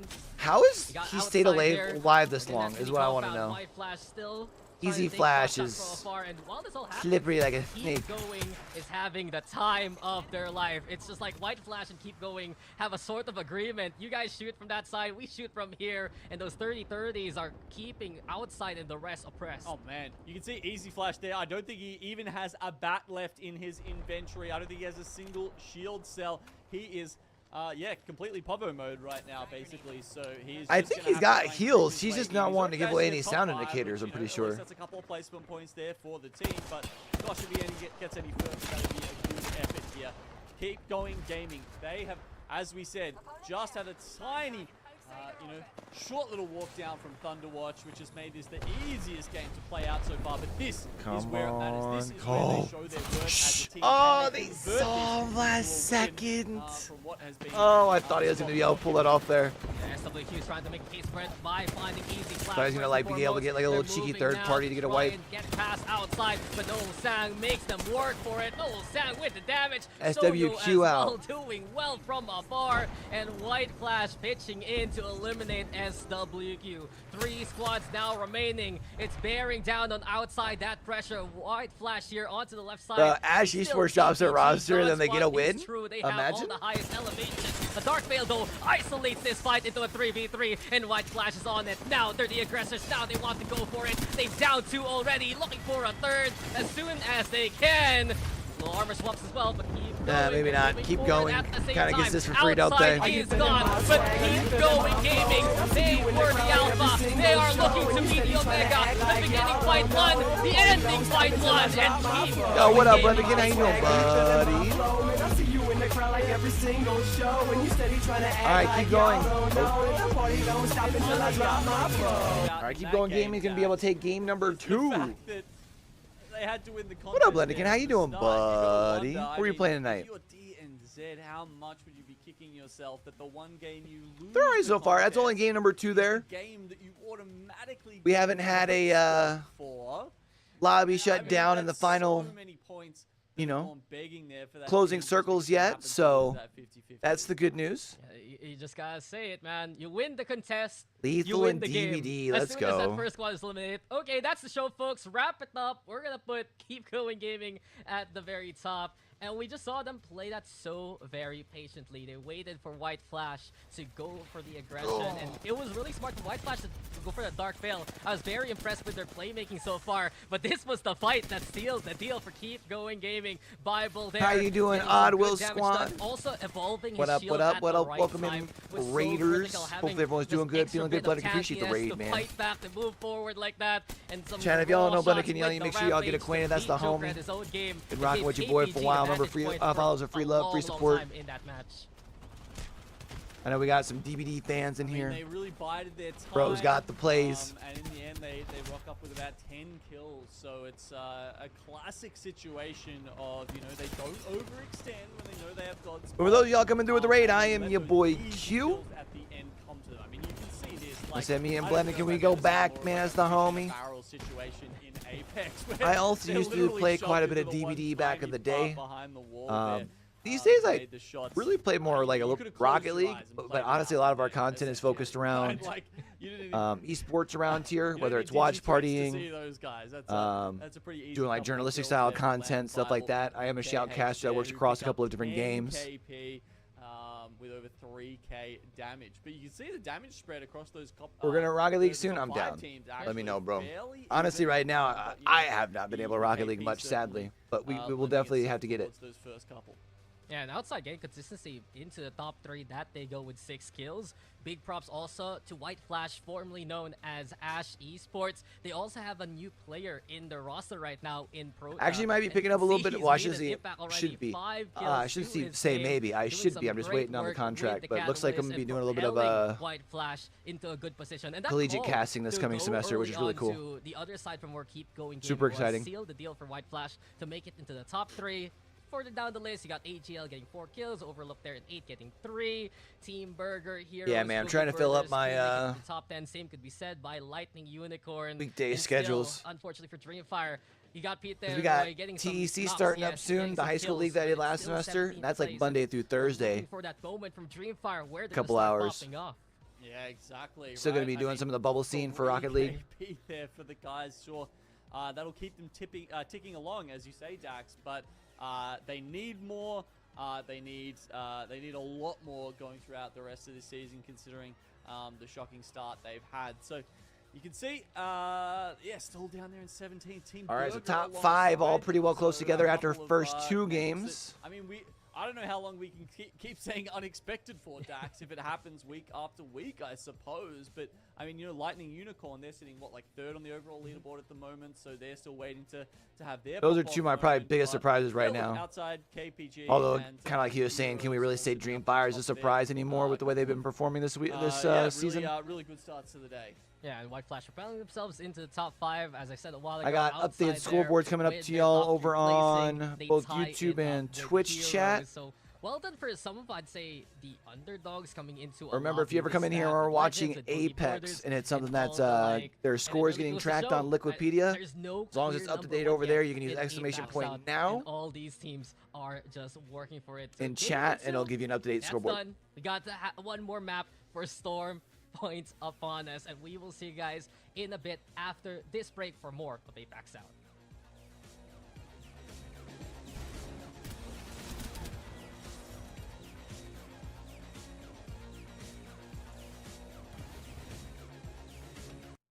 All right, 4 minutos.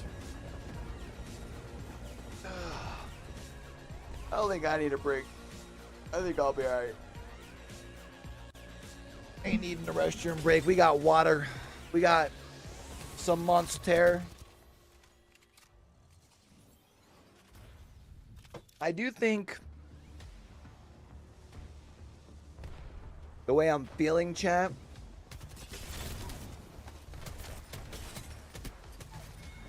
I think I'm only going to watch Party 1 series.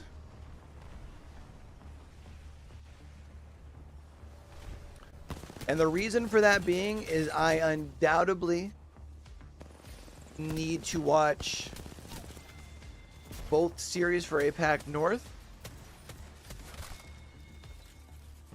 Just because I've been having issues being able to clip the main broadcast, which means I need to be able to clip the watch party for APAC North for the TLDR video.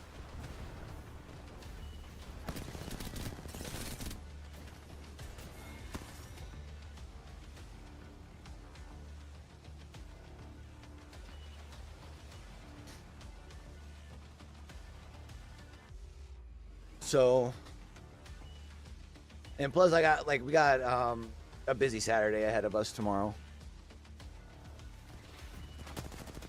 We got a birthday party for the niece that I want to go to.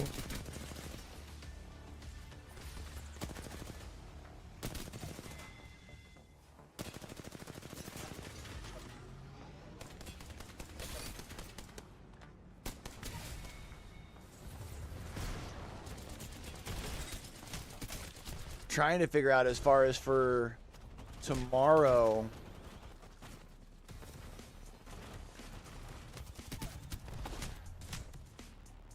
Because like we'll be getting home not too long. Not like too long before the start of APAC North. Remember, APAC North generally starts an hour before APAC South, just because the northern part of the Asia Pacific this time of year they don't adjust their schedules, like they don't fall back in the winter.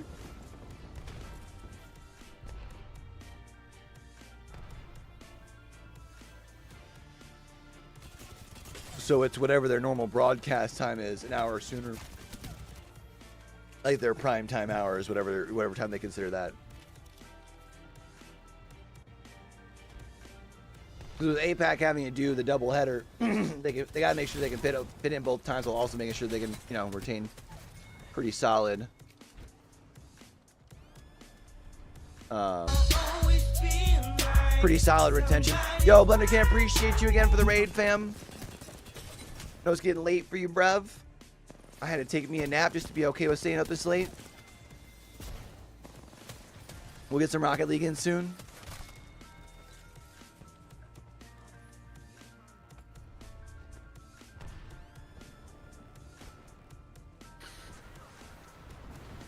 I took a nap, but I'm still not sure I'm gonna make it all the way through. I'm getting old, fam. Although to be fair, it's kind of been a busy week. And by kind of a busy week, I mean a really freaking busy week. Although I am excited, chat. I think I have figured out.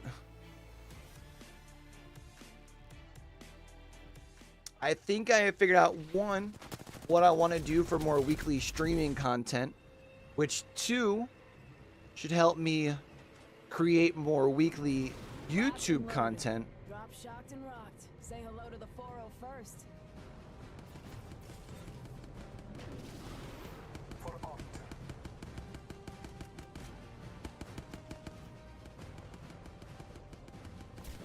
Get ready for a world of hurt.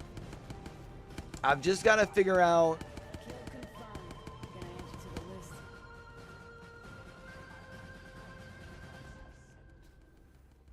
a schedule.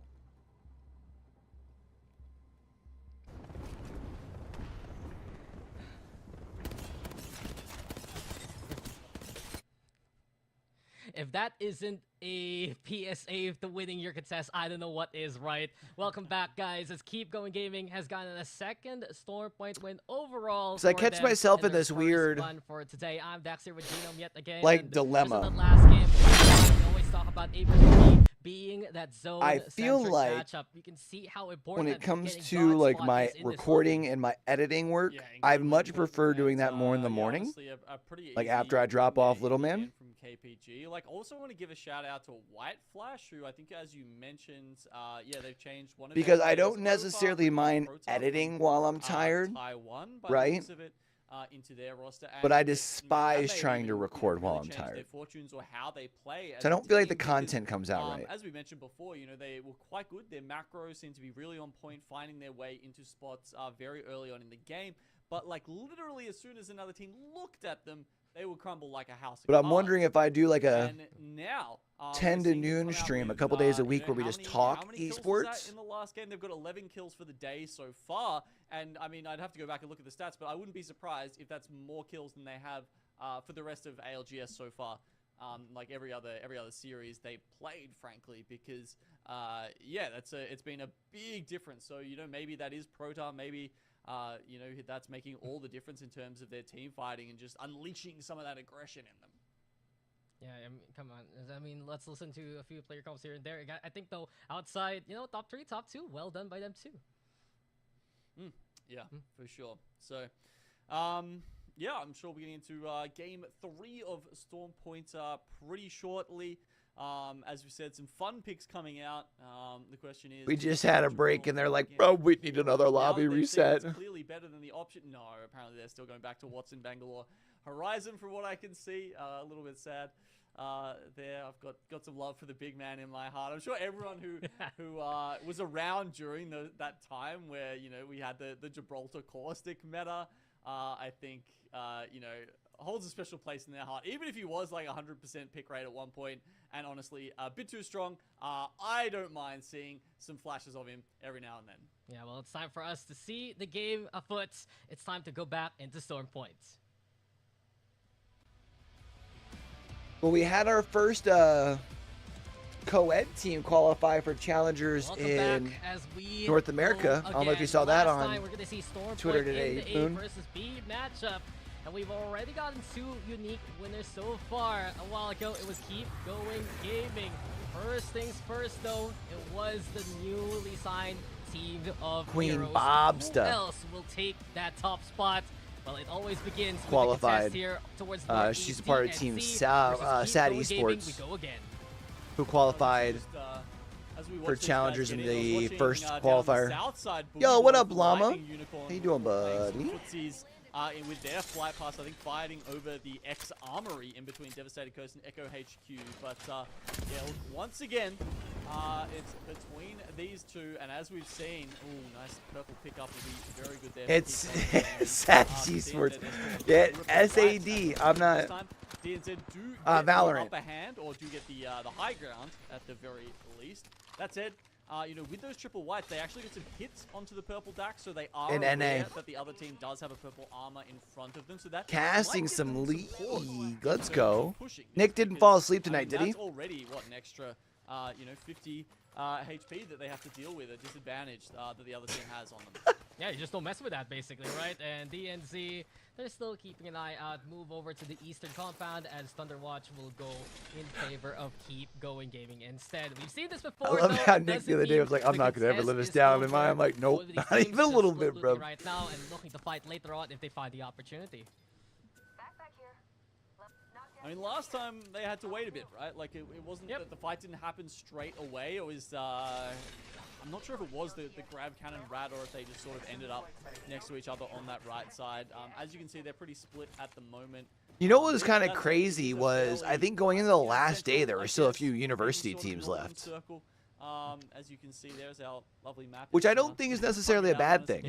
But you can see it'll probably end up, ooh, what's this? Maybe like a I feel like that kind of starts to help potentially build like the segue of Path to you know, Pro. Reddit are gonna try and set up in a moment, but you know, we've got Bear Claw, also looking at one of the ski lift houses, and then you've got Akuma also rotating in pretty fast up into that same sort of area. They might actually catch off No Credit below them.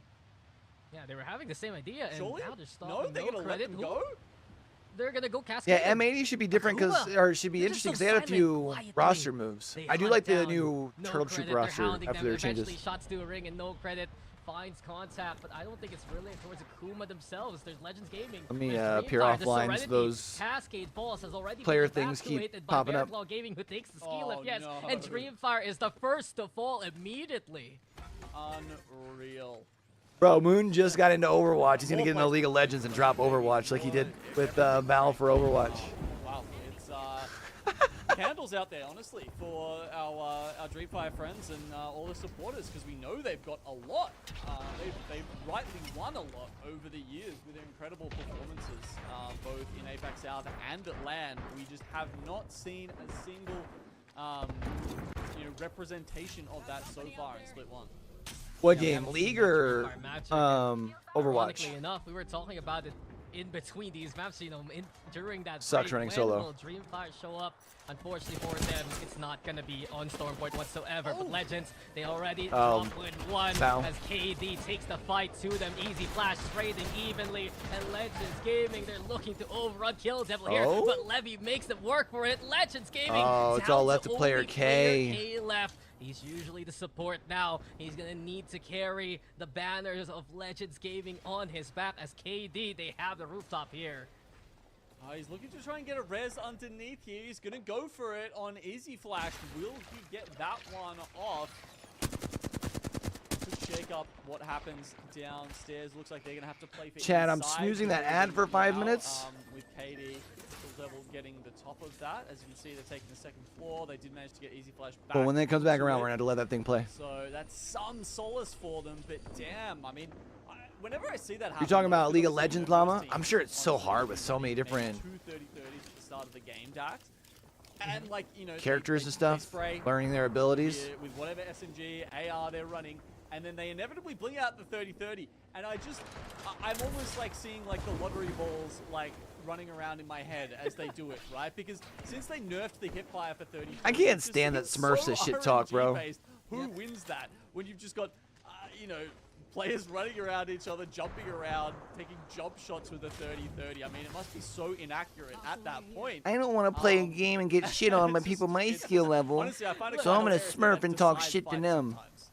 Like, what in It's the hope of I've got a player, yes, small, but if you fragile hit ego a is that, you know what I 30-30 mean? shot like that with the lesser It's armor fucking weird, sometimes dude. These teams would have by this point in the game, then a nutty shot will give you the advantage, and that is how God Hand takes it. Very impressive fight from God Hand. Hope to see more from them just like that. But Lightning Unicorn, a team that has loved to play the Valkyrie ever since day one. They utilize it to move into the house already. Jack Cute, Gop Gaps in position now to set up the pylon, set up the fences, and Lightning Unicorn back to their old ways. Yeah, I mean, like talking about old ways, DNZ and KPG both just crafting up a storm at Zeus and Lightning Rod out in the storm. Looking at the other teams we've got around here. AGL also very far out of the action. Everyone else is Oh, fuck. I missed who was the first team out in Game 3. the one team that's taken Anybody out. remember? And then the rest of the teams, yeah, really just looking for their spots. Oh, Llama, you seeing the stuff on Twitter about NECC? Kind of glad we didn't get picked for that gig, I'll tell you what. For consideration, Akuma, Team Burger, also Seems like a lot of horror stories coming out today. Now, Cascade Falls still in for the time being, but it shifts more towards the waterfall that you mentioned a while ago here, Genome. Yes, could be that. It may even pull up a little bit further potentially, and you know, Team Burger could get their first stroke of luck to help them with this, as we actually are seeing White Flash get caught off here by Ulti Borders. Oh, and it's just Fussy and Raki on the front side here. And Lahim also pitching in from Heroes, and they work together. Yeah, they're on to strike and eliminate White Flash there. That's the concern for White they're under Flash. some fire, They're good when they're dog. in the zone. It's a struggle when they're still found on the edge. Did you Looking see forward the to the press release or the statement from NECC? Bro, some people shouldn't be allowed to be social media managers or people who like respond to shit like that. This is a team I that laughed. works really well with these middle-centric rings. That was that first game back in the first ever outing of A versus Like, it's B still that a they fucking won business, just because dog. they were nearby that near that house near Cascade Falls, right? So Bear Claw Gaming, they're very attuned for this kind of setup. Yep, and as you can see, if they can keep control of those buildings, now BCG are not running a Catalyst, but they do have the Watson, so I'm sure that'll help them sit up there. And then you can see Team Berg, as we noted, if they can stay on top of that hill, those doors that open out from Command Center could actually be a very strong position to play if the ring does continue to pull in that direction. If it does pull, however, as we were predicting at the start, maybe over to the waterfall, then you've got to look at teams like SWQ who can play from that the scan beacon, the player scan beacon there on top of the waterfall, where you get some pretty good positioning. So yeah, look, a couple of options depending. All those teams that found the buildings within Cascade Falls pretty safe for now, and then you know, the other teams like Boogie Borders who really love to just hunt people down. And I can tell you they've been doing it very successfully in scrims all What weekend. time does, all week long, Dax, but as we OZE can start see, for this is not playing out anything even remotely like that, with teams being so Brilliantly. in this AVP Oh, it starts here in a half hour, matchup 1 that, o'clock. you know, Boogie Borders, who knows? Like, will they go hungry? Is the question that I have in mind for them. Yeah, Scrimbox, not the best conversion rate when you get into APAC South ALGS. Today On the I other watched hand, some though, Serenity, a team to watch Llama. out for, and Legacy, the M&K player on this roster, he already snipes down one of the hero side, and that's Watched a bit where of the, Legacy gets all these KP for Serenity. Mina That's how top he has 8 that this big morning. average damage that can match Wonton Watched a Dumpling. decent amount of He's NA. still with the 30-30, And I watched a single shot lot from of afar. SSA as well. It's precision to get some of kind of these Trying to kills. stay up to God date with hand, though, SSA this hand. split or this As well, it will be first down. qualifier. It's AGL So I'm hoping that we still end up having a main broadcast for the last two for the split. Yeah, Bloodfang, Catalyst, interesting composition from Godhand. I feel like it's been playing massive dividends so far. And it's another example of it with AGL. Grabbing a couple of K2 there. A bit of help from who's at Baseball Gaming as well. Of the Bloodhound. Got Belkin popping the Beast of the Hunt, can see through the smokes, does some good damage, and this does keep AGL at bay. But AGL has red armor. Yeah, They TSM can kinda had a tough fight draw, if they choose towards to be Bearclaw fair. and Puma. But on the other hand, we're seeing that ring, and it is still towards that waterfall. And many of these teams will Like a want real to tough push draw. their way through. DNC on one I hand, mean, it though, could have been worse, I moving guess, towards but Team Burger, and finally climbing down the mountain to move to command center. Team Burger, the gatekeep still. Bump up pushes forward, saves heavy set for Joker. Pricey already down, and these doorways that Team Burger have been banking on. I think the Pirates on a not gonna boat game save the first surprised me one. of their Team 3 Burger losses. in trouble, because Keep Going Gaming. So both sides from Lightning Rod will sandwich here. The Team Burger squad, they have become the patty in this situation, and Keep Going Gaming waiting outside the door, looking for their bitter rival yet again. Yeah, I mean, you can say the same thing about TSM. Felt like they were trying to right? play the long game there, and you know, you don't always have that kind of time in Apex. There's always someone waiting, always someone listening, and someone ready to pounce. This time it's Keep Going Gaming who come in on the back end and leave only Way alive. So the woes continue for Team Berg. I can tell you that they weren't going to get the next ring, so it's not like they lost God spot, but they have really lost out on their chance to make a big impact here in Game 3.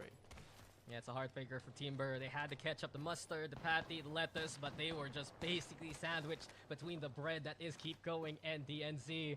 And it's still a pleasure between Keep Going and DNZ to watch out for them. Keep Going. Yeah, I think TSM is still in their like momentum phase though, and I think especially with it being like a first event, there were probably some jitters, especially from Wavy, who was like it was his first like top 16. Oh, Jackie finds the opening. He's gonna go for it. Every chance that they can make inroads here against. I think another team that I was they also have options to play on the north pleasantly side surprised from the zone is was pulling back into Cascade Falls. Not even so deleted much XD looked really good. but actually more into the buildings itself. So teams like Lightning Unicorn, like No Credit, and outside. I mean, obviously, funny to say that they looked good when they were the only team at TSM beat, but they're just like AGL are in perfect unison coming off their 3 jump towers. Yeah, flying by, heckling I mean, some deleted damage XD as well played as 20 happened. games today. EGL have navigated Went 1 and 3. more Monster Firebirds. You know, all games going to Game 5. Empty house into the next ring, and they're going to be in a good position moving forward. We're still watching AGL having to do a lot of work moving forward. Bear Claw Gaming, though, hounding them as per usual, and Belkun wants to lead that charge. One of our signature Bloodhound players right now. Lightning Unicorn, they have their own scuffle, and it's with Serenity. They're only down to 2, though, versus 3 on the other side. Beautiful Arcstar, though, to keep them at bay for the time being, courtesy of Lalabang. Energy Barricade, so they need to stop any kind of ambition for Lightning Unicorn. As of right now, they have the house, but for how long? Yeah, grenades not doing double damage to the shield jammers like they might do to, say, you know, the cat cube. Word? Hell The yeah. gravity lift comes up here, and I saw that they Zed is gonna go liked down my at the hands of Aussie post about wanting to without reach out to Wingman, some teams, and he is ready since I don't really know what's going on with SSA. havoc with that care package weapon. I mean, sitting there on the blue shield, I very much doubt he'll be on that for long with the mini Kraber in his hands.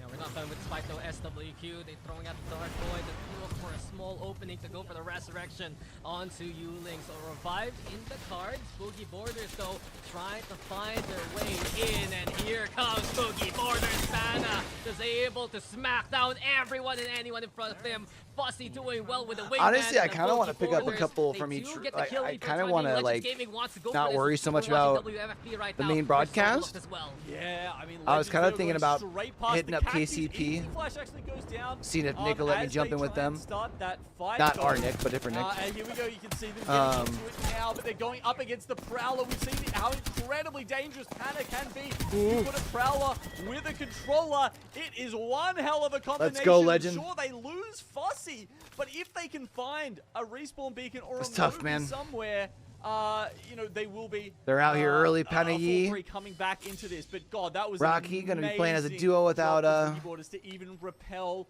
that push. They were in shambles.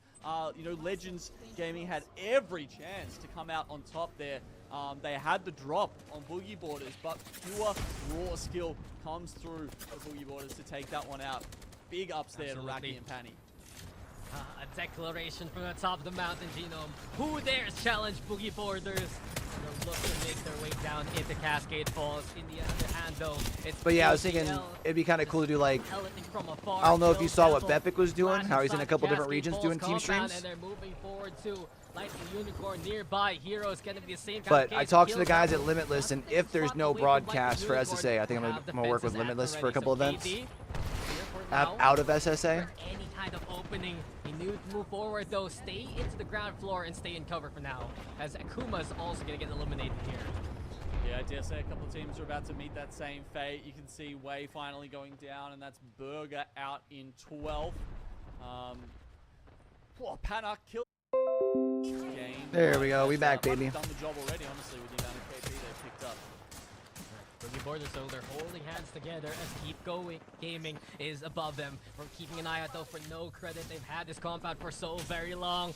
This is where they're comfortable whenever they have that Watson set up, courtesy of Savior. I mean, look how close they are to that end zone. It's going to be just to the left of No Credit and just in front of the building That's Warmonster Firebird and Serenity are All right, holding we back. currently. Of course, yep. Keep Going Gaming on the waterfall will have great Fuck, now I sidelines can't remember what to I was pick up saying. A couple of kills, but they've only got 20 Oh, seconds. the only problem with EU is I think They have EU is going to start run moving over it down into as 2 well o'clock. And dealing with the likes of AGL, that also are going to have to give up their nice rock there. Okay, we've got 2 members. Although, of the what you worried about left 2 for? Do you have alive. something at Let's 2 on see how they Fridays? navigate this as a duo. Up there? Yeah, Because I think you TEC do is that. only Monday through I'm not gonna Thursdays. have all unless you have an Ulti, so. No. Might have left. I don't hit anyone above us, I think, so they went to the right. They went to the right, yep, move up. Slowly. Smoke the door, bro. Yeah, Smoke the doors. Yeah. Maybe rip a bang out, right? Smoking out. Bounded forward, bang out the forward. Come. Just zip bounce this, okay? Now fucking double stun. Oh, you weren't in here earlier when I was talking about Llama, but I think I'm going to be doing, or I shouldn't say I think I'm doing, I'm waiting on the contract, but Go to me. looks like I'm going to be working with the Mid-Atlantic Get goes down. Esports Conference this semester, which I'm excited Have a about. fucking game here, boys. They're birding us. Bad birds. My side. I got stuck, Hans. Don't. Farming. Yeah, that Arc Star. Drop. He's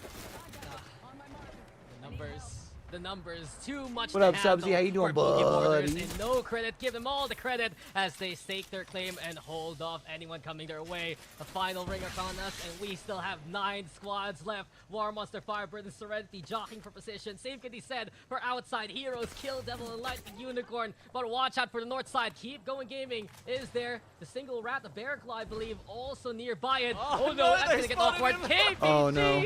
they spot them, and this is just bad news bears for heck. Bear Claw's gone now. Oh, he tried. You saw at the start, actually. You watched them go past. He was like, "Please don't look back. Please don't notice me. Just keep going." Wait, Hey, Make your way towards Subsy, the and ring. another I'm not February here. legend. I didn't know you were 360 a February degree legend. spatial awareness coming out of Keep Going Gaming, so they do clear their backs, and there'll be no rogue agents stopping them from potentially winning a second game here. Dax, you never know. Yeah.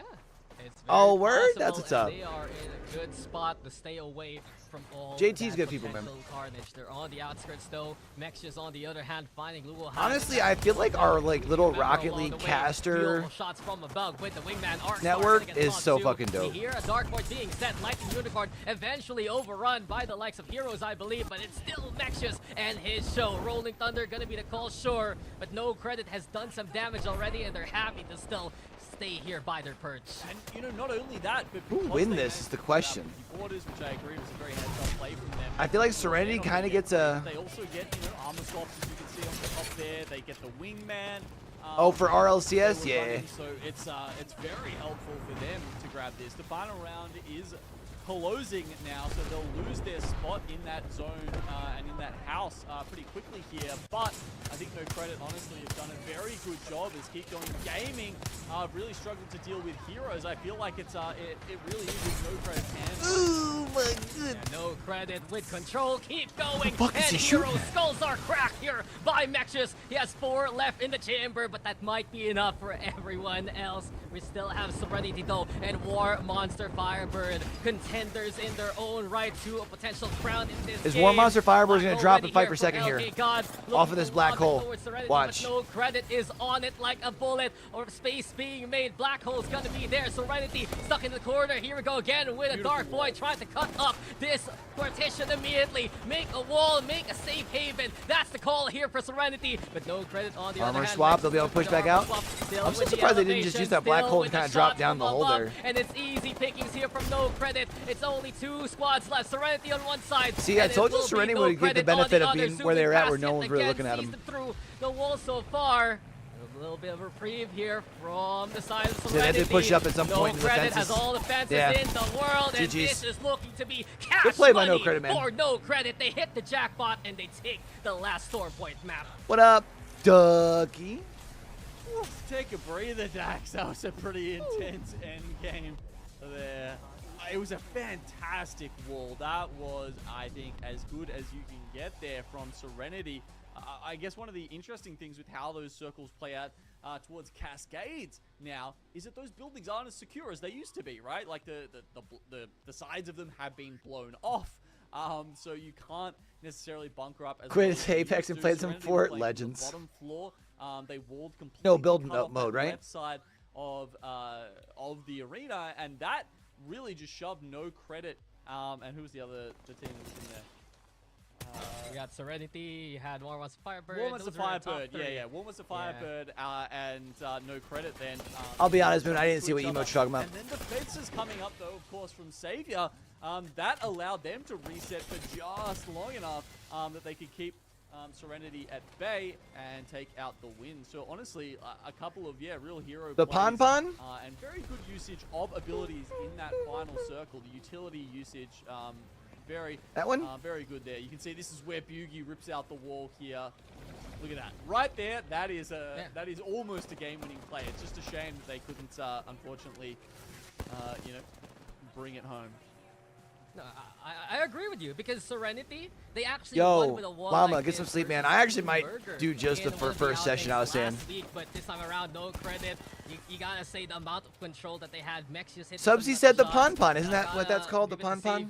Even before I started Or am I casting tripping? ALGS, I've known of Savior, and he was just basically born to play that Watson to begin with. 14 kills though, for no credit. Hey, don't hate the ninja dance. You know I nailed it. Like this, and even with familiar names, they still did come from preseason qualifier. They I got moves. command of a leaderboard with a performance like that. But second place Serenity with 4, 3 for War Monster Firebird, and then we get. We have Boogie Borders down there in BKB 10th with 9 teams, kills. Heroes with 7, Keep Going Gaming with 6, and Boogie Borders with 9. As Pana had a show to really perform with. Yeah, 7 kills for him was fantastic. They thought they were going to be good, on top of that. Not seeing enough movement. 10th, but then, of course, matched there by Mexus with 7 kills, who everyone has been saying has really stepped things up and has, brought no credit from being a team that's been relegated a couple of times.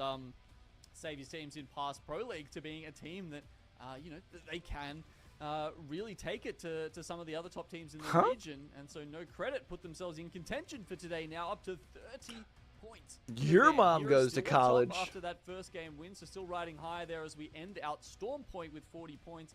And of course, we've got 3 games of World's Edge now to decide who will walk home with a number 1 spot after A and B finish up today, Dax. Yeah, it's looking very exciting. We still have the likes of Outside there in that 3rd place. You got a team like Boogie Borders still making a few waves near the 8th place. But that is Storm Point. We still got World's Edge, and we will see that map and the rest of the action after this break.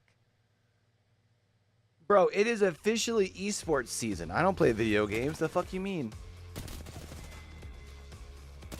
I think I played 8 hours of Rocket League this week. That was it.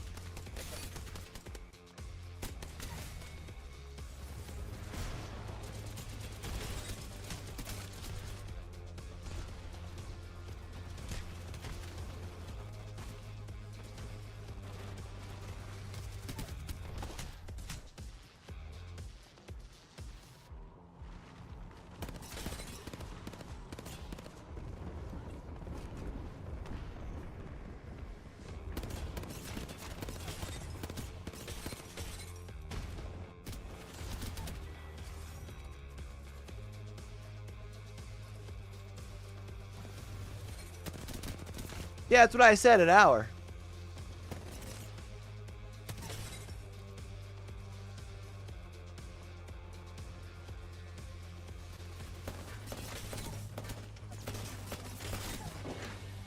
Yeah, an hour.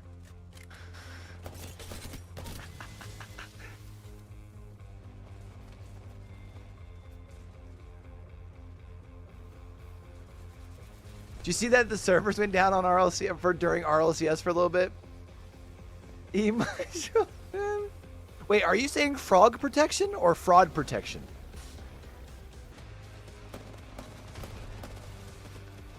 Yo, Ducky, get some rest, fam.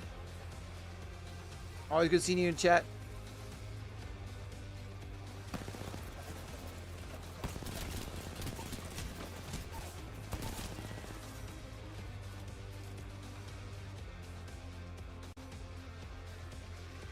Do you say croak or stroke?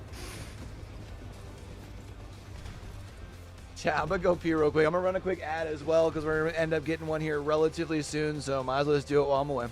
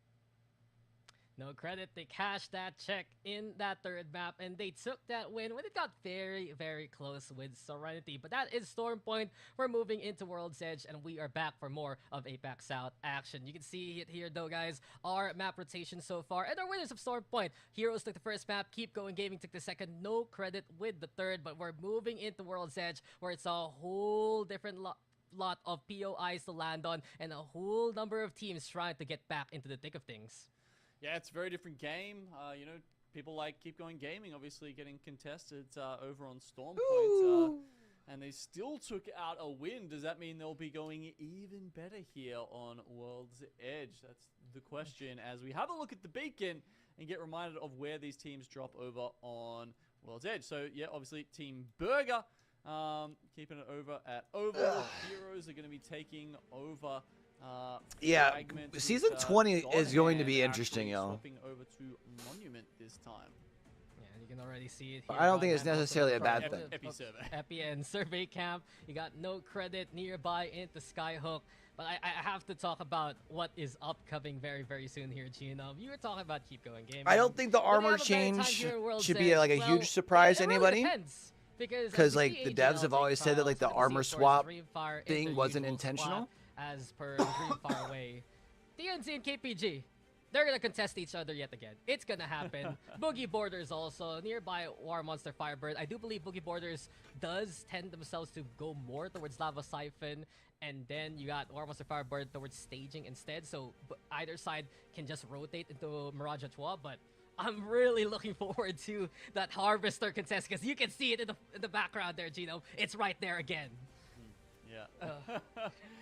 Oh man, I love it honestly when teams do the double contest. It is as the kids say these days, content, Dax. Going at it. As you can see, Bear Claw over in Maud with Kill Devil and Akuma fighting over Stack. Oh, also chat. I'll be interested to see. We're gonna have more watch partying Monday. Because yeah, like honestly, we'll have extra contests on World's Edge. We expect it more, frankly, on Storm Point. I would say. Got World's Edge, but yeah, like even who gets Mirage Atois out of Boogie Boarding and War Monster will also be an interesting one. So much to keep our eyes on here as we drop into World's Edge. Challenger circuit this weekend. So finals will be on Monday. There we go. So many trails coming towards Harvester, let's keep our eyes on, you know. So I think the goal is going to be, we'll probably take Sunday night off, map, DNZ and KPG. try and get the TLDR wrapped up. Yet again, keep going gaming. They're going to unleash the Revenant now. You also have the Valkyrie just for that extra elevation as soon as possible. KH on the horizon, you can say the same kind of case, but KPG, they've been losing these contests versus DNC. Now they're trying to get revenge immediately, and DNZ are falling flat on their faces. It has been the keep going gaming day to day. They won on Store Point, they're winning on World's Edge now, and there's only one member of DNZ remaining here. Oh man, they got 2 down. They should probably keep going. We have so much action here to start off with. Very fun. Akuma versus Kill Devil. A couple of shots coming out from the Rampage. It's that hurt, the only time you really see this kind of thing right at the start of the game, and they trade to start with.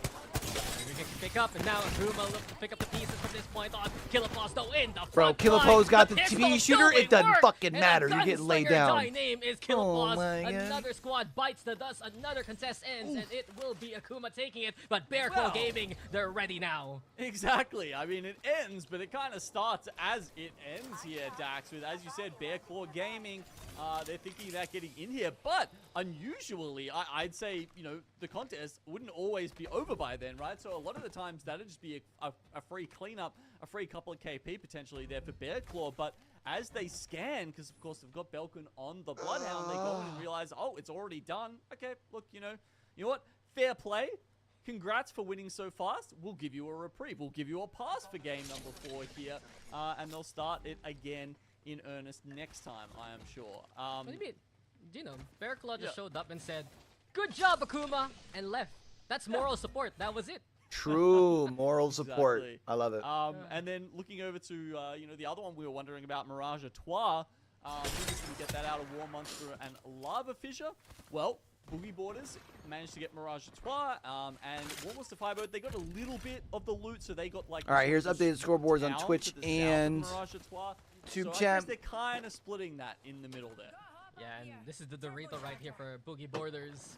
They already have that ring intel, and they want to play towards staging SWQ. You can say it's the same kind of case. And rat check real quick, DNZ, they survive with the 1, and it will be the conduit, so Papa can craft those banners and bring them back to life over at Geyser. But we're watching War Monster Firebird also nearby. You got Lightning Unicorn actually taking staging away, so WFFB, they might run into SWQ very, very soon here, and they see already contact from above.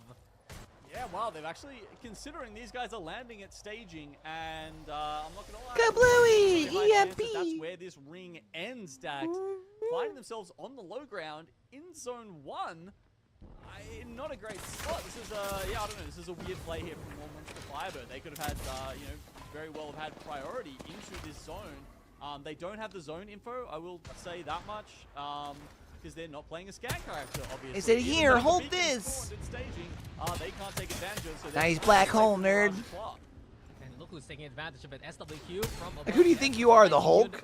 So just gonna He-Man that shit up on top of the mountain? Zito Papa's found by Heck from Bearclaw Gaming, and that is the action across the map. Still watching here for SWQ, marking War Monster Firebird. There might be trouble because here comes Dreamfire 2 from Countdown outside, moving in from the side of Thermal Station, and it's War Monster Firebird who's going to get sandwiched by around 3 teams by this point. So they taking a few too many shots there as they're trying to make their way up to Mirage à Trois, so they will instead play the buildings down the bottom. I mean, you know, look, we saw in previous times when we've had sort of Mirage à Trois circles, Dax, that, you know, I think it was Boogie Borders that were up there, and it was like they were, you know, pirates on the high seas having to repel invaders from every single direction. And at some point, it just becomes too much. So maybe playing those buildings down the bottom is actually a little bit safer for War Monster Firebird. We'll see who comes out on top in the end as we're having a look at how these teams are posted up in zone. You can see, you know, when this zone closes, we'll get a better idea of where it's sort of pulling. Might even need to wait until zone 4 potentially to see exactly where this is going, because there's honestly still a lot of potential endings in, but the fact that the 2 circles are touching, you know, sometimes that says, oh, maybe it's going to go a bit more southwest, but honestly we know on World's Edge that it can just ping pong around a little bit too. Yeah, I mean, sometimes you try to predict it, it still lands on staging one way or the other, right? Heroes, though, they're setting up in that spot as well. You got God Hand by the train tracks, too. And yet again, Abersby, you're noticing it here. First few rings, you got more than 15 squads of 8 remaining. Most of these teams love to play the zone.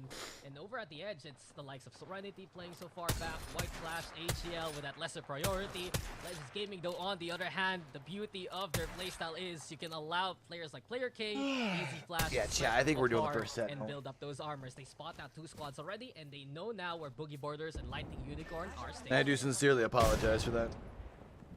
SWQ crypto team have just used that to hit the survey beacon. I don't know. We'll see if the things change. I still have a little bit of a monster to sit down and see that. Monster Firebird working out. You know, maybe it is boarding time. Maybe they get the cannons out and start firing broadside as they go up here. Oh, actually, okay. Dreamfire have left the ship. It's they've found a wreck here over the side that they can grab the bounty without any casualties. Yeah, it's one of those moments. Ain't nobody got time for that. And Dreamfire, War Monster Firebird outside. They're gonna have to head in, and this is unfortunate for War Monster Firebird. They had all the priority in the world. Now they have to go back from whence they came. Keep going, gaming though. Versus Overlook cleared towards Thermal Station. Keep going, hounding them already. Overlook trying to get out of dodge, and BC wants to hold the line. Surprise, he's deciding to come back and take the fight with the rest of his teammates. With KH setting things up with the black hole. Arcstar's For the spectator view on that first Arcstar looked off. Overlook though finding contact courtesy of BC. Shields broken now. Into cover we go for BC. Big C though finding KH, and this is an opportunity here for Overlook. Nutty shot with the Peacekeeper. Keep going gaming, equalizing the odds score now. Damage done by Lan and the rest, and keep going gaming. Hold W as they hold strong. Damn, I'm so surprised they turned that around. I mean, that car spray was clean. Yeah. Almost managed to but, you know, the SMG's not quite what they used to be in terms of damage. So World's output, Edge, a little bit heavier of a fighting map, it looks like. Remember, we weren't usually into 17 until like at least ring 3, it feels like, right? Instead of War Monster Firebird having But usually it wasn't until really 4. Within the command center, We had the one ring 5 with 19. Posting up there, and they've even got Crypto to try and keep teams at bay. But looking further afield, we can see these two teams who are just poking at each other a little bit. We've got BCG trying to hit the player beacon, I believe.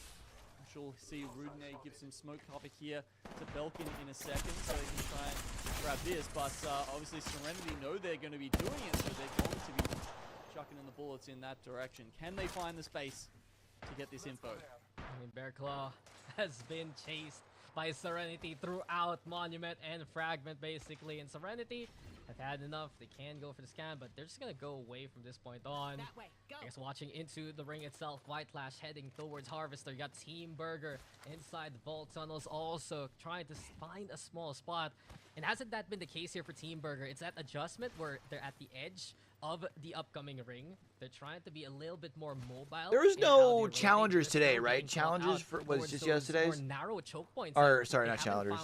Qualifiers for That's it. Valorant, does anybody know? Gatekeeping position here, Dax. So let's see if Burger can. I know challengers is all 3 days. More successful than their Storm Point. That said, you can see the spread of teams here. That indicates, as we were talking about earlier, there's honestly a lot of rings that this could have been. It could have pulled Landslide, it could have pulled Mirage Twire, it could have pulled maybe even more over towards Harvester, but it does end up just going centrally towards staging, and that means a lot of teams are going to have to make a rotation inwards from where they are in the next zone. What happened to you, Killer Boss? Erased immediately by the Sentinel. White Flash, though. They get the first down. Can they go for more? Energy Barricade, though, keeping them at bay for now. They want to push into Akuma, and Akuma's lost 2 already. White Flash doing some incredible work with the Arcstar 2. Yukoi's down. This is free KP for White Flash here. Teams on White Flash, I think this is the White Flash's best performance so far this season, right? Gaming just lurking around nearby. You can see them up the top even with a little bit of height advantage, and they're just pushing back. They're taking shots. Yeah, they finished bottom 5 both other days. Extremely hard for White Flash to get back in, despite being the nemesis of Akuma in previous times. to correct myself real quick, Kraber shot rather, but it wasn't enough versus Bear Claw Gaming there. But here we go again. When you already know the ring wants to go staging, it will force itself there, and that's exactly how the ring pull has occurred. Lightning Unicorn Heroes very content with their position right now. Bear Claw, on the other hand, they're here by the edge, looking to see if they can find any more targets, but they do spot out potentially where Team Burger's coming from. Serenity, on the other hand, they have their own scuffle. You know what was now, interesting seeing, chat, on the stats for the season so far? The 30-30 has already done as much damage Well, they do just as in the well first third of the year as it did all season last year. All of a sudden, they have to worry a little bit about their back. Because the Nemesis was so strong.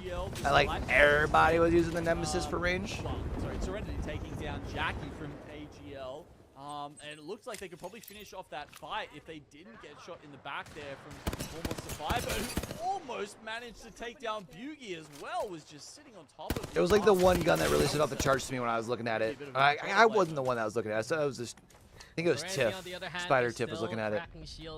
But I was in her stream because she was watching EMEA party, or EMEA scrims yesterday. To cover the retreat of the rest of his team. So more Monster Fire players, AGL, they're moving now towards the ring. AGL trying to play a little bit goalkeeper as they're responding, Jackie, actually. So they're getting back up as a trio. Serenity need to redo the work that has been done already. Nope. Now, can they get in fast enough? They should see this Warmonster Firebird. They've gone way out, so it's potential there for them to get through. Now, as we switch over this to go Burger and No Credit, let's listen in with Burger as they try and hold them out here in the vault tunnel. Yeah. Go ahead. Go ahead. Healing. They got a Horizon Q up. They swung out. One's holding us. On you, on you. Wow, Burger's getting pushed here. They're in trouble. Ways down. Pricey. It really has been. Bro, this Mexius kid's honestly pretty nice. I ain't gonna lie. For No Credit, they unfortunately lose, and No Credit. They I thought Mexius was nice last year. I'm trying to remember who he was playing with last year during like the off season. Now White flash towards the north side with the fight. SWQ. But Mexius is pretty solid. They're dueling with God Hand. They have to deal with Lightning Unicorn as Jack Hewitt does get into the action too. The pylon keeping their shields up, and SWQ. I don't think he made it to Pro League last year. Hold on. Yeah, Under the Bridge is okay, but it does rely on teams sort of, you know, choosing not to full send you, choosing not to peek you, because he was on Revenant last year. Sight lines open, you have to just sort of. Oh no, that was 2 years ago. Dive around those. 505 last year. Okay. The next zone we're going to see, it could be that kind of classic staging zone that ends sort of half on the balcony, half on the low ground. At this point, if you've got a Horizon on your team, you're probably pretty happy. At that point, you can see Dreamfire here finally picked up a couple of kills, and they're looking in a better spot than they have been for a while. Also playing Crypto. I'm not sure that they were on the Crypto earlier in the day here, so that could be an interesting swap up to change their fortunes around. Yeah, they're just looking for justice, but now Bearclaw, they are trained in towards No Credit through the smokes. The shots spring from Belgium. I think No Credit's in trouble here. The beast of the hunt, the beast of this class. The move in by Bearclaw. They already have their fangs spared versus No Credit. Yep. They already knocked down 2. Make that 3 as Strafing Flame will find Mexius from the Legends Gaming side, and that will be Bearclaw winning that fight. But Legends, Akuma also noticing all that chaos. Dreamfire staying away from the carnage right now, and I think that's what we have to watch for Dreamfire. This is the furthest they've been into a game here today. Which is saying something, isn't it? Because we're still not that far in, and it has been rough days. But as you can see, continuing to pick up placement points, continuing to pick up even more as we get on into this game. Crypto, yeah, it's an interesting comp from Dreamfire, so I'm definitely going to keep an eye on that just to see if this is working a little bit better than what they've been running in previous iterations.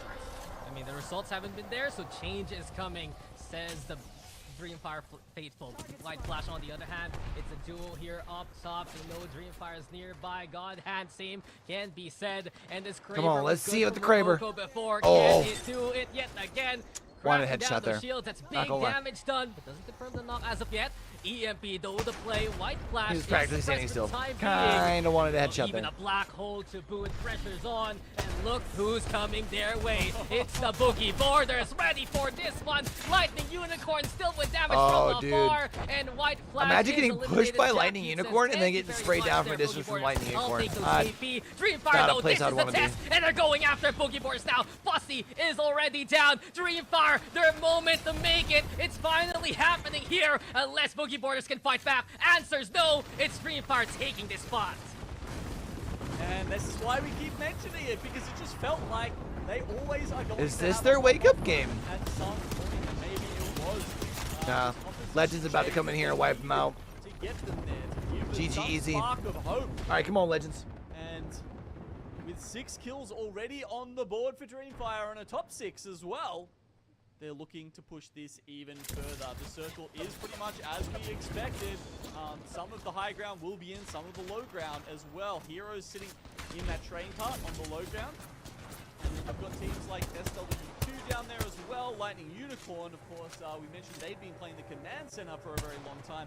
But Bear Claw are also going to have a lot of priority from their spot coming out of the... They're at least getting a little bit of a turnaround, though. Platform up the top. It's a vintage ring, but will it be vintage Dreamfire? Odds though looking unlikely. Oh, And it's Pizza Pizza just dropped right in the still eyes standing of here, 3. cracks the shield in front of him, but the fortifications Damn. of SWQ is just too much to handle. So Dreamfire eliminated the 6th place. It was a decent showing from them. They're gonna want to look more moving So forward. I was gonna say, it's like better than they've been doing, but It's still a not a start- lot to it's a move start the for needle. lads, It's a step. at least, you know, with Countdown, it's a little bit more familiar how they play out World All right, Tours, Lightning perhaps, Unicorn at this point, and they make something of it here. has a wingman in hand of Jack But Cute. Seems to have, you know, not really had to fight all their way in. Perhaps, besides perhaps Faircore Gaming, who've definitely done this one the hard Come way. on, Legends. Now it's up to them and who can win out this final circle. Unfortunately, they run into the 2 towers of Legends You know, Gaming. Flash and is like, bro, I Lightning just poked my Unicorn. head The high out for a ground's fucking best second, ground, dog. And Bear Claw is barely even gonna be a threat here, as Velkun's the only one still standing. So he's hiding right now over onto the corner. A rat to try and get those placement points. The clash, though, here in the elevated angle is gonna be massive. Legends on one side, Lightning Unicorn on the other, and Player Case takes their claim. Here we go with the pylon. SWQ, though, they're the only ones running the rate right now. They've already caught out Bastion along the way. It's Heroes, though, in trouble. Yuling, portal in, portal out. Someone find a spot to play from as SWQ. They do some damage towards Heroes. They're barely alive with 1 HP on the Hero side. Oh man, but this is the Legends doubleheader day. When I was thinking about taking a break. But SWQ, I don't know how long they can keep this up for, because LU have trying to There we go. take down this Got Jack Cute down. That's the one who had their. Oh, that's actually a really good swing by Gop Gaps. With Legends Gaming, but they wanted it all for themselves. Sharing Big fight. not on the menu.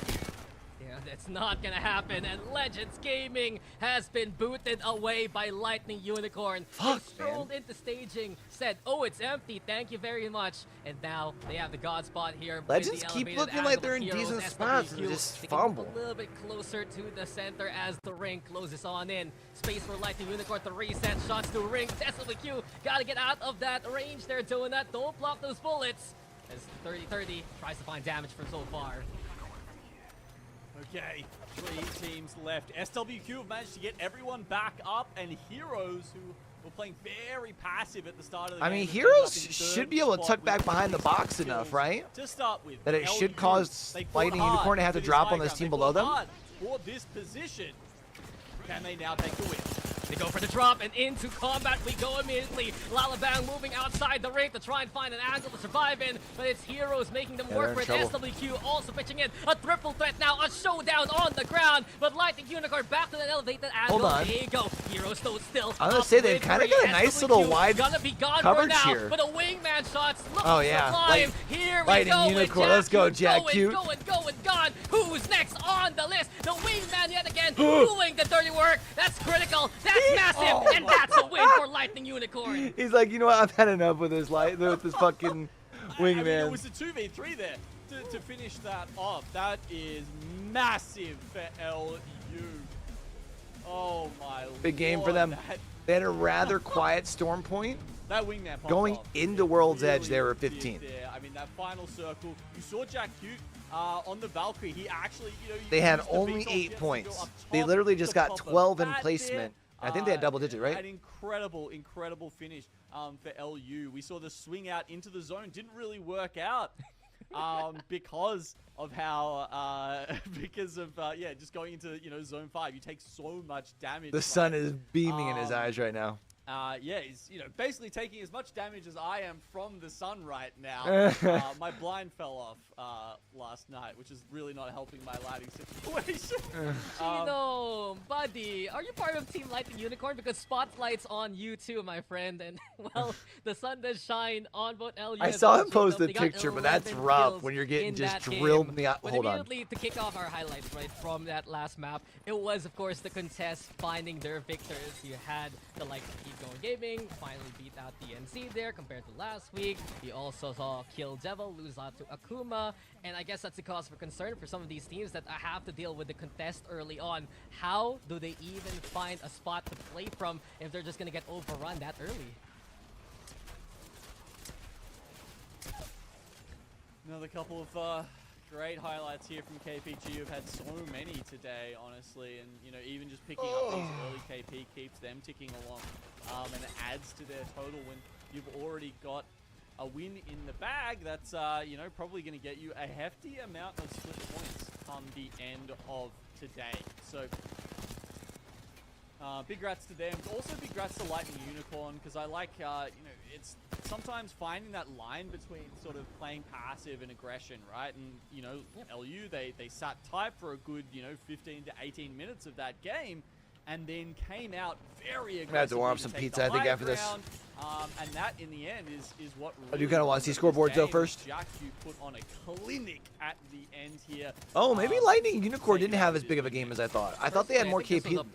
perfect game that exemplifies the strength of Lightning Unicorn. They were always shooting from the command center to pitch in and get some kills. Oh, so they got 11. They Okay. won a much-needed fight versus Legends Gaming to push them out from that high ground. Bro, Gop and Gap just have all stealing that kills. elevation to themselves. 1256 for 8 of them They things. did Oh my commit gosh. into the initial drop. They lost Lalabang, I believe, early on. But Jack Cute on that Valkyrie verticality is a go. 2,207 damage by him, by the way, with the 11 So they had kills 8 made points by going Lightning Unicorn. into Storm It was Point. just that modicum of control Get that 23 allows in Lightning game Unicorn 4. to be such a stellar So they're gonna be at contender. Good 31, showings for SWQ, right? Bear Claw Gaming making it to the top 5. Yeah. And with that being said, Lightning Unicorn, they're now into the top 7 spot after that win.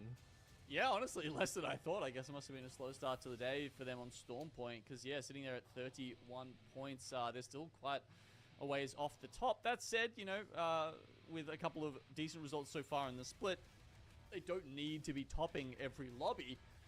They just need to have respectable results to find themselves. That's true. They are off to a pretty decent start, so they can kind of coast as long as they at that top spot. Keep going don't gaming. fumble the bag on any given day. Consistency, making it second place. And no credit outside, tied up for third.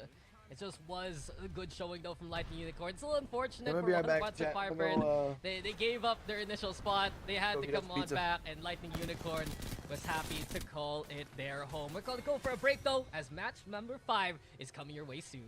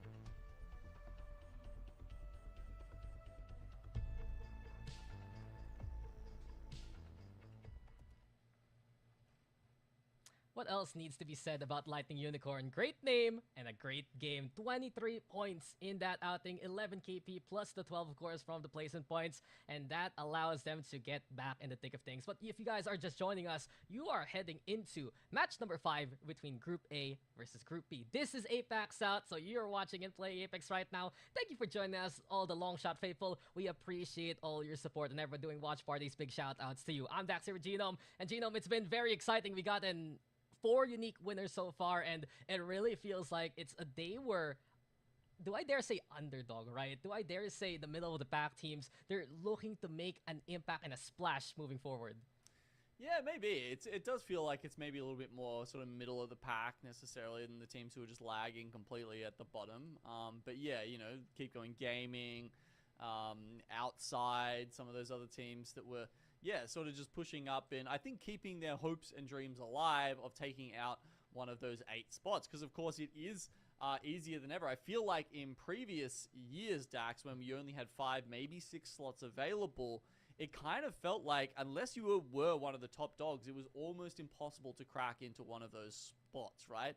But now that we've got 8, it does feel like there's potential for a couple of wild cards, a couple of teams who, you know, don't have to perform necessarily at the top level every single week, but if they put in, say, 3 or 4 good performances throughout the split, they might actually find themselves on a plane overseas and playing in front of a crowd for the first time in their lives. Gotta agree with you. More slots equals more chances for these kind of teams, and the way that they're evolving throughout the weeks, I have to say that it's really good to see them putting in the homework, making sure that they clean up some of their acts and look to perform even better. I guess biggest examples of that have to be White Flash, you got Keep Going Gaming, winning out those contests, and of course, some big damage dealers are players to highlight for it. What is Oh, new? who would have thought it? Who would have thought, right? Template stands, Easy Flash at the very top with 6,405, but Legends are right, our heroes rather, are right behind them. We got Lahim, you got Kissance, they're still putting in a lot of work. I just love that it's like, oh yeah, you know, you'd expect the team who's on top of the leaderboard to be, you know, up there, but regardless of anything else, as always, Easy Flash even taking the crown away from them with over 6, almost 6.5k there. And even just looking at some of the legends we've got there and some of the legends that we saw swapped onto as we moved across to World's Edge there, Dax. Quite a lot of crypto coming in. That's been the interesting change there. So, you know, SWQ, they swapped over to crypto. Oh, we're back. We're back. By the way, this is why I keep my fringe, so that in emergency cases of you know, sunlight just beaming me directly into the face, it, you know, provides some level of cover for my eyes there. Anyway, I gotta say it. I gotta say something. This is the first time I've seen Seer this split. We finally got a Seer pick, guys, and it's Genome. That's hilarious. You were saying, sorry. So apart from the Seer that we're seeing on the broadcast desk here, we also have seen quite a lot of crypto coming into to World's Edge. So yeah, SWQ's picked it up.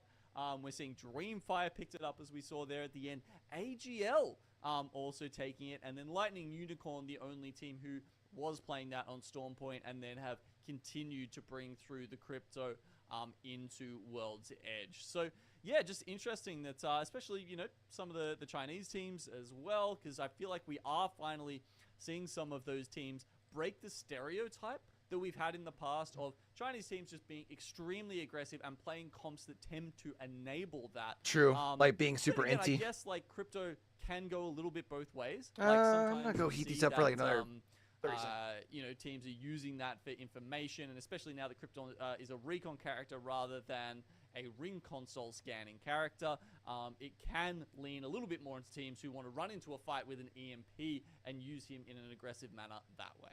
I mean, for me, it's pretty simple. You see a lot of Watsons, might as well send out the cryptos and the EMPs to clean up any kind of setup. Hard to use nades with all those pylons nearby. But I do believe, guys, the game is ready, and we are going to be getting set yet again for another World's Edge.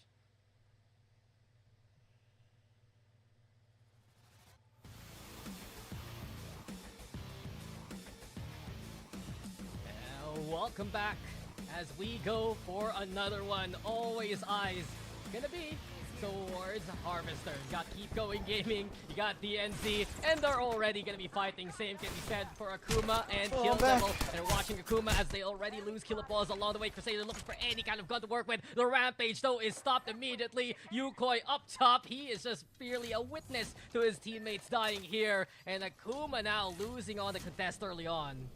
Yeah, surely he's not going to keep fighting this, right? Looks like he's actually dropping down to potentially... Might as well try and fight it out here. He ain't getting away from this. One of the better weapons on drop gets him to big. Hold on. Switches over to the 301 and he almost did it, bro. Evens it up into a 1v1, but the teamwork from Kill Devil is good enough to take out this one.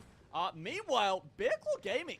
By the way, I mean, I know we're going to watch this contest here as we see the end of DNZ versus KPG. But Bear Claw Gaming, I'm not sure if that was an insta drop from them or they've just like rotated insanely quickly from Big Maud, but they're over in Geyser, taking on White Flash. I guess it is just Contest City here in World's Edge, and we are not done with the classic KPG versus Alright, DNZ. keep going. This time around, DNZ. They're pretty high up on the leaderboard. They were your second place team, and they are out. A game from Harvester, and it's been a struggle so far for DNZ. They're near the bottom with only 5 points. This is finally a chance for them to rack up a few placements and move forward. Oh, okay. Pathfinder alert, Dax. Pathfinder? Can you guess, without looking, who switched onto Pathfinder? I'm gonna give you 3 themes. You have to tell me Ooh. if any one of them are going to go for it. Yep. Honestly, first off the top of my head, no credit. Damn! No way. That you had to have looked. You had to have looked. Nah, dude. Okay. I mean, look. No credit is the team that during the first day, I thought, are these guys just here to grief? And then they suddenly winning, right? And now, I am right. Mexus is on the Pathfinder. What do you think about that? Because that gets pretty wild with the amount of mobility he has for himself. Yeah, that's an incredible pick out. Look, I love it, dude. I mean, Pathfinder's one of Comfort my pick favorite for legends, and I love to see him back for in. I mean, Mexus, if I'm not mistaken. You know, is no stranger to off-meta picks, because of course, I'm pretty sure that's like essentially his pick favorite option, legend. regardless of whether it's in the meta or not for a very long time. We saw him rocking a bit of as well. Now on the Pathfinder is pretty. A bit of it all tangible. during the Come in with the res there. We've also got some other fun qualifiers. Picks, like there it is. Maggie. Holy shit! Also It's late, coming chat. out for Sorry. AGL, in addition to the Wraith and the Crypto. So just to recap that, it's a Wraith, Crypto, Mad Maggie team. Gee, what a Smells composition! Like 23 to me for AGL, and it reminds me yet again of those monster games they had on this map. And oh, that's why. We go again.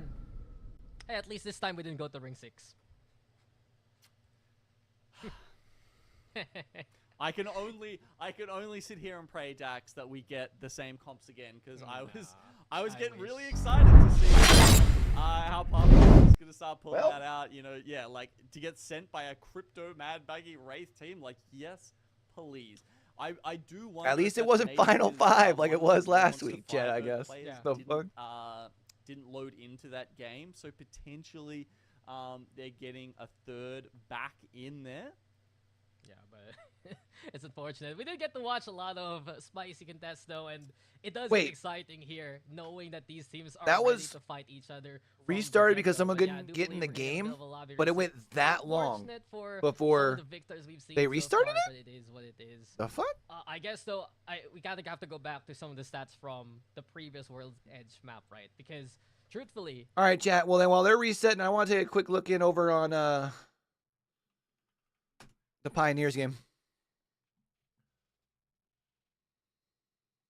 This is a team that looked strong yesterday, so you're gonna have to bring your A game. No matter who it is, whether it's us or Ground Zero, man. Kaka's Minions had a really good showing yesterday, but at the end of the day, man, QTPG, if we get that revenge game against Kaka's Minions, I find it very hard to believe that we won't figure out a way to come out on top and get that revenge. Here we go, man. So far, a back and forth game 3, guys. For those of you that were not looked really good against them this morning. Well, last night for them. you miss bangers, man, bangers. And I mean both teams going back and forth, 1 goal differential for both games. So, man, you can't ask for a better Rocket League series. So I wonder where far, Nick's man. at. The Nick's been plays doing have all the other electric. watch The parties for offense has KCP been this there far. For both teams. Defense has been there for both teams at times. He's in there 1-1, tied at 0.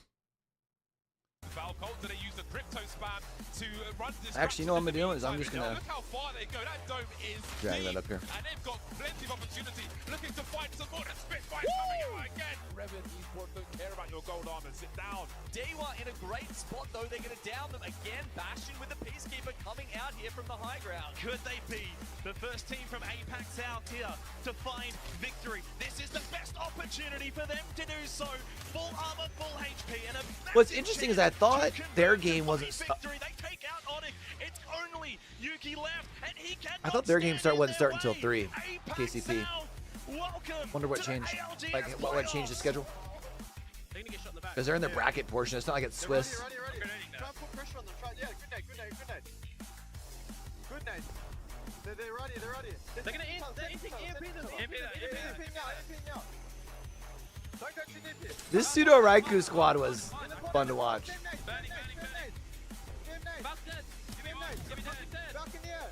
Back. Oh my fucking So much better, dude. Let's go. Can Burger somehow do this in a 2v3v3? They lose out on MT here from Team Burgers, having to play as a duo. GMT has a lot of their attention split up as Team Unite now, moving on GMT 6. One more. Try and get second. Let's go! Let's go, boy!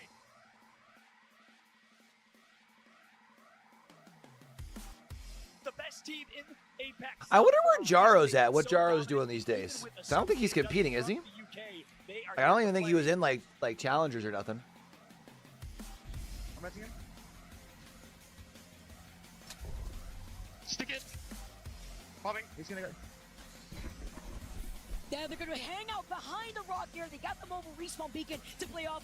The gaming is engaging with Luminosity. Reignite to go in for the third party and take this entire victory. LG is out. After gaming skill gauge goes out as well. Zero's gonna do it. Wide left flank and the Wow. like that. Jeez. What an end game, bro.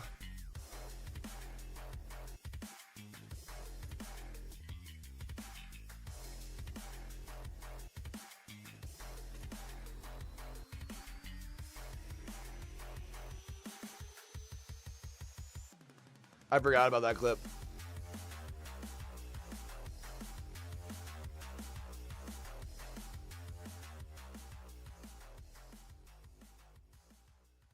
All right, they're back?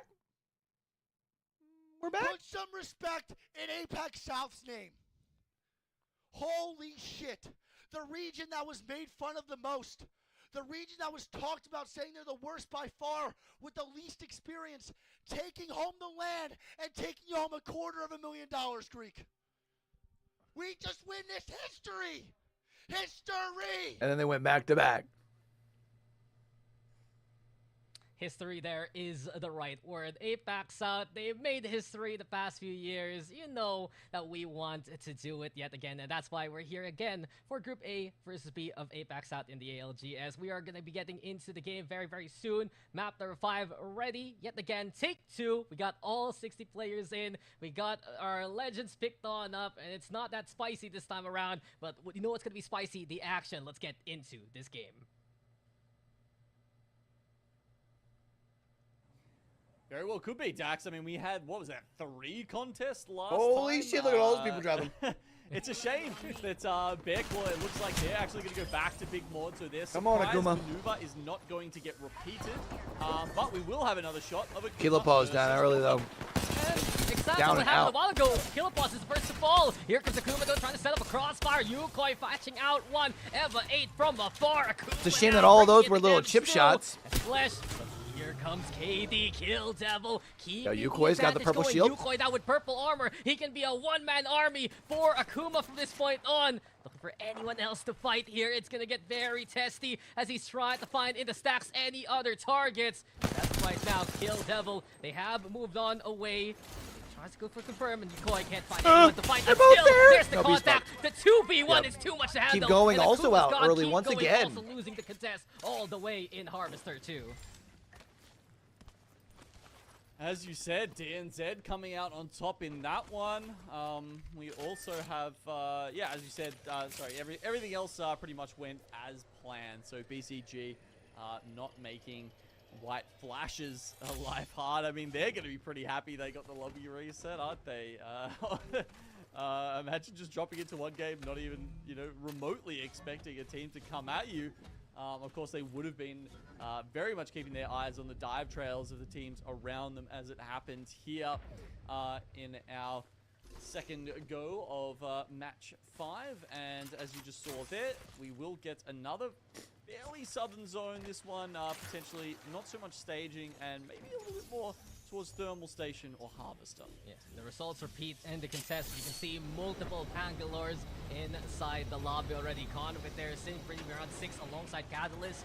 Watson has overtaken them back once we moved here to World's Edge, and we still see a few. All right, of so those DNZ gets their homies in. Legend looks like they're going to go for the balloon deploy. Just stay away from all the action. Rotating out of Harvester. Something that we've seen from Keep Going Gaming to a mixed degree. Are they a duo again? Of course, a mad. No, it's just a spectator bug. So it's getting a little bit interesting. Rocking 2 blues and a has white to be team. the team everyone's watching out for in terms of something a little bit wacky compared to everyone else. Right here.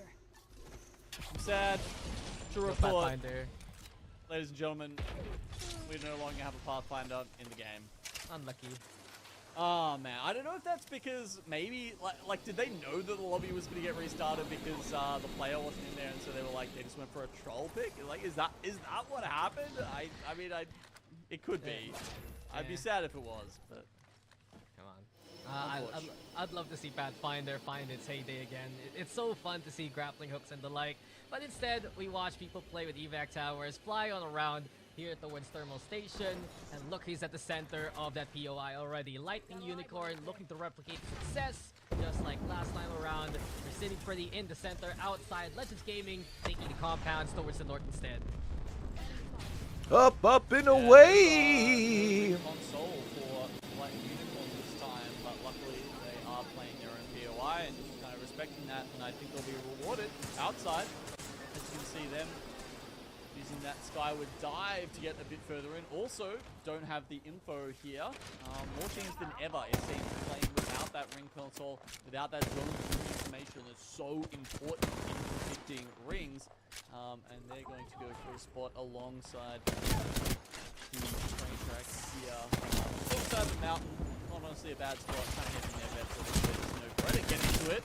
And a gamble there from Nexus though, full sense it in the front line, and here comes the rest of No Credit now to clean up the rest of God Hand. So they bring up Nexus. That was wild from Nexus. You could see how he just went zoom towards the opponents there.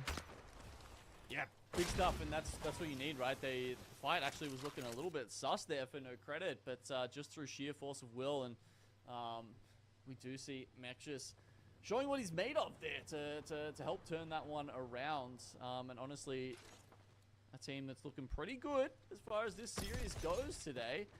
No Credit looking to put some split points on the board. Yeah, it's been a good day for No Credit. Same can be said for other teams like Lightning Unicorn. I could have said it for Keep Going Gaming, but they're already eliminated. And watch out towards Harvester because DNC is still around. Deep Burger will be the same case. And So Bangalore, now, still where very much the DNC supreme are, pick. Shooting by the bins, trying to get a few pot shots going. And But Deep after Burger, that, for literally them, the- I guess the one thing has to happen. Legend pool Win is a wide fight, open. Win a 3v3 and get that confidence. Well, moving not wide forward. open. There's some legends we That's aren't seeing, nuts, but right? Seeing them in 20th we're seeing a place. decent amount Burger? of a few, and even some off picks. I like it. Who won a winner's bracket at LAN? You mean Sharky, who's got a championship to his name? How on earth are they sitting in 30th? It's unfortunate to say the least for Team Burger, but the pedigree says it all. It will happen eventually. That's what Team Burger is trying to show us right now. No Credit, keep an eye out speaking of no credit, now they're taking the fight to another squad. This time around, it's Dreamfire here towards Lava Fisher. They're still with the crypto though for feet. They got no credit, looking around for any kind of momentum, but this is getting a little bit dangerous actually. Mexus is all by his own, so Dreamfire now might have the angle with 3MC. Very cheeky's the one actually in trouble, and he's already down by Dreamfire. So 3v2, Dreamfire has the numbers advantage. Nexus is hurt. Yeah, if they hold up a little bit here, I mean, they've got the Radiant transfer to honestly give them that uptime here to get in. I thought Dreamfire was going to start turning things around last game. They've got time now. They've put down an interceptor pylon. They can start getting set up. And they kind of ended up going out a little earlier than I was hoping. On the R99, there's certain options for no credit to play this. Dreamfire potentially missing their opportunity. It has been the case for Dreamfire, just unfortunately allowing the opponent to get back as a 3-0, and the ultimate's keeping no credit alive. Dreamfire, though, they're just going to bail on out, move towards Mirage at wall, where 50 corners just outside are also waiting all the way across. Bearclaw Gaming versus Kill Devil over at Lava Fisher. Kill Devil losing one early on. Here comes Falcon, though, sees everything, knows everything, and he's ready now to shoot them down. The 30-30 packs a punch. And Bearclaw Gaming wins the fight. It will be Kill Devil eliminated now. Turbo Havoc there, as well as the 30-30. The Rampart flatline there for Belkin. That's a pretty hefty loadout for a man who can certainly deal damage like nobody's business. Oh, a pull back. We get a hard shift of the ring that says maybe Staging is going to be making a comeback here. I mean, Staging's always consideration. We have to watch out now for Serenity versus DNZ over on the Harvester. They've been looking for any angle to work with. The Darkboard's still available here for Boogie. They have a bit of height to work with too. But DNZ. And as of right now, they're staying alive as a 3 still. Let's relocate there. So it's interesting that despite Storm Point being a map with A versus B, where we see teams surviving till very now it's 50s, man. A lot of these hard engagements. A lot more fighting here too. It's very much the opposite here on World's Edge. Not only have we got several contests, but you're also seeing fights break out in a lot of POIs that are peripheral to where a lot of the teams are parking themselves. You know, we just saw one in Lava Siphon. Now there's some fights over in Harvester, potentially over towards Mirage Etoile as well. If Dreamfire go past outside, maybe not. Flying a bit further there. Sometimes you gotta consider, right, without that initial ring console intel, these rotation paths are pretty similar, and teams are running into each other because of it. Bearclaw now, they have to deal with DNZ on the opposite ends. Rudenay pushes forward, the smokes are there to do a bit of damage. Heck can stay the same for the 30-30. DNZ in cover for the time being. They still have a better angle into the ring though. Bearclaw now making their mark and making their way in. Rolling Thunder gonna be the call. The Beast of the Hunt is unleashed, and Falcon will always lead the charge because of it. Looking now to mow them down. That Havoc has a turbocharger, and it doesn't have that negative penalty anymore. But the black hole DNZ needs to stay alive here. They need to start being able to just start saving this and it's Bearclaw now series for themselves. Hurting, and can they get out? That's the question. It seems like it's getting unlikely for everyone else besides Heck, who will evacuate. Yeah, it's DNZ responding like they're the because DNZ's at like 15th right now, which isn't terrible. They're in that bubble of like the 10 teams, right, that are within 6 points of 8th place. But with that being the case, it also means they can't, like, they don't really have the ability to afford themselves like a really shitty series. In terms of KP and loot, because they're gonna have to continue back north after this. You know what I mean? With their path to the zone. We're watching here for Dreamfire also playing a little bit more safe than usual. Using the crypto to scout around. We saw that a little bit last week. Just to get the intel, especially towards elevation. But they might run into Legends Gaming, who has still been parked here outside of Thermal. Same can be said for Lightning Unicorn. Most of the teams in Thermal Station here, Genome, they don't have the intel. So they're sticking around in that spot. AGL, Bearclaw, DNZ, and Serenity. Those teams instead from the east are the ones looking to make their way into the next one. 7 saves from Ampus, guys. Alright, and as the circle does close again, we get a bit of a shift. It looks like it's potentially a little bit different this time. It's on top of the little house with the respawn beacon over to the east of staging. Hey, you know what's cool though? Outside, Longshot used to only get like sub like a couple hundred, maybe close to a K viewers. Play Apex is at almost 6 right now, showing Apex South action. Once again, yeah, just a lot of teams collapsing, Which is so inwards. cool, It's not gonna man. be one of those ones where You'd love to see the region you know, get more sort of, attention. Very congested front, and you see a lot of teams die at once. I think we'll get another zone where there's honestly a bit of space for everyone, and a lot of sort of spread out fights all around the edge of this next circle. Speaking of the edge, also Boogie Borders left to a single player, while Warmonster, Firebird, and Dreamfire might find poor Raki out in the distance. Watching out though for Overlooked Entertainment too.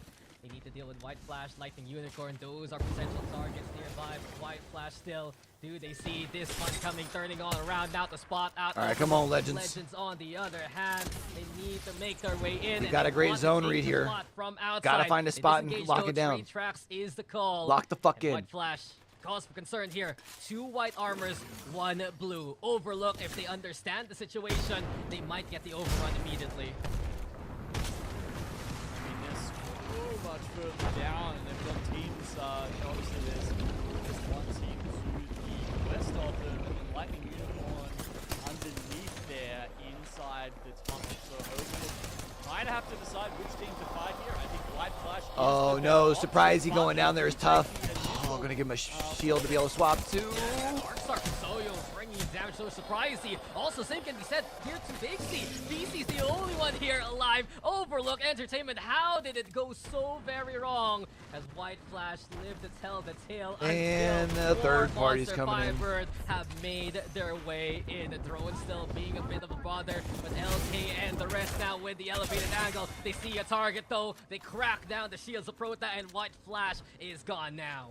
Well, yeah, LU even also just popping out of their little hidey hole in the tunnel to see if they can pick up some of those kills. They don't manage to get one yet, but there we go. All right, there's Lightning Unicorn. Overlooked Entertainment completely gone, and Warmonster Firebird I think are probably going to leave LU alone. Going back over to Dreamfire here. They are currently coexisting with SWQ, who are playing underneath the building, but you know, potentially. EMP already used, but Dreamfire still don't want to leave this alone. They're going to go out. Oh, but Pete goes down. Dreamfire though has done some immense damage. It's SWQ here in trouble, but look who's come. There's Wave Legends Gaming as well. The third party kings continue on with what they want to do and how they do it best. Hunt down any other target in their way. Dreamfire is now wounded, hurting, cracked down, and he might be gone soon. Strafing Flame, there is no escaping this fire whatsoever, and that was just lit from Legends. And if there's something that Legends Gaming are doing very well this split DAC, it's identifying opportunities and not even remotely hesitating when they go for them. You saw then, you know, the scan comes out from Strafing Flame on the Bloodhand now. Yeah, I And, think yeah, the immediately so the they reason move that they in, can they do try that to and make the reason that something works so happen. well for them is because You they're so know, you fucking compare good, that to a right? team who's The problem is had I feel that like kind of experience, sometimes like Kill Devil, since they earlier don't on, like we saw them second holding guess out it, the Spiders they on full Stormfront extend into with some some situations they don't need hesitation, to. and kill points when begging because of it. Legends Gaming will not let that happen. Round though, AGL versus DNZ, the black hole, post-mortem, and that is it from DNZ so far. You still got Team Burger though, you got Serenity nearby, Legends Gaming here from afar. And you've noticed too, the Bloodhound now, the Mad Maggie from before. Lots of changes for Legends Gaming in the front line especially. Let's listen into them as they approach this ring. I have 5 seconds on scan. I'm ulting here. Yep. We might swing this. Any hits? I have no DG. Wait, there. It's a solo, bro. I didn't see Careful. him. It's a solo right here. Is it It's a Horizon? folding. There was a It's a bang fold. as well. Oh, they're I got a playing on kill. the corner. They're playing on the corner. Clem. They're playing on this spot. There's a solo on me. Solo on me. Yeah, you can kill that. He's There- gone. there's a- They're fighting here, fighting. Do it. Fighting where? Don't overextend. Careful, careful. There's still Across 10 tracks, teams careful, left. across Y'all are tracks, spread yeah, out. Okay, okay. They're playing this. They're playing this. Yeah, I'm gonna scan it. I'm gonna scan it. They have to come to Yeah, us. you're right. You're right. They're gonna evac here. We have to get ready for that. Ooh, there's a team here as well. Yep. We just can't do anything. Fuck. Can I? What are we safe on? Can we gen on that and play that? Yeah, we can. We can. We can. Careful left, though. Careful left. We have to play it left though. Light, I mean.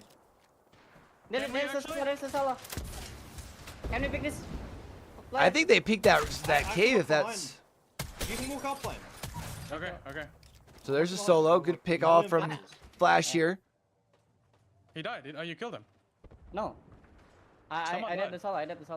I killed the solo. Yeah. Careful, Flame. It's a full team on the right side though. Let's smoke here. I'm running back. I have no DG. I have no DG as well. I don't have ult anymore now. Behind. I'm gonna go back up again. Yeah, careful with the C-back. They're gonna hoop us. Get ready here. We have to fight this. Oh, we can't shoot. If you get landed on, play your life. Yep. I need ultimate if you have one. No. Yeah, I dropped one. Okay, they got over. That's really good. Just careful they don't sword back. That's fucking amazing for us. That's we great. We 1-3v3 against the team across. And then this is their game. Okay? Yeah. Let's go, boys. Come on. Let's go, legends. It's a Val. It might be crypto Val. Yeah, it's crypto. Only Ulti. Come on, boys. All you gotta do is win this fight. Let's go. That's a down. You gotta push on this. Plus. Pick over. You say Nice. I'm sick. I take the kills. I can't shoot it. I cannot. It's alright. They're fine. They had the wall to help protect them on the high ground here. You can look over, Mar. I'm checking this loot while we still can. They're Gucci. Cannot. They're so good here. Like Horizon Q. Yep.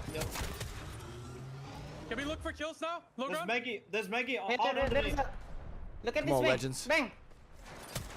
I'm scanning under. We're full good. We have to careful for this team. 100. Mar, if you want, you can play bridge now. You can play bridge now. I think they push. They got a full send down on the bridge and get themselves comfy. Me? Okay, yeah. Wait. Let me heal. I cracked them all. Let me heal. Careful. You go Right, heal here.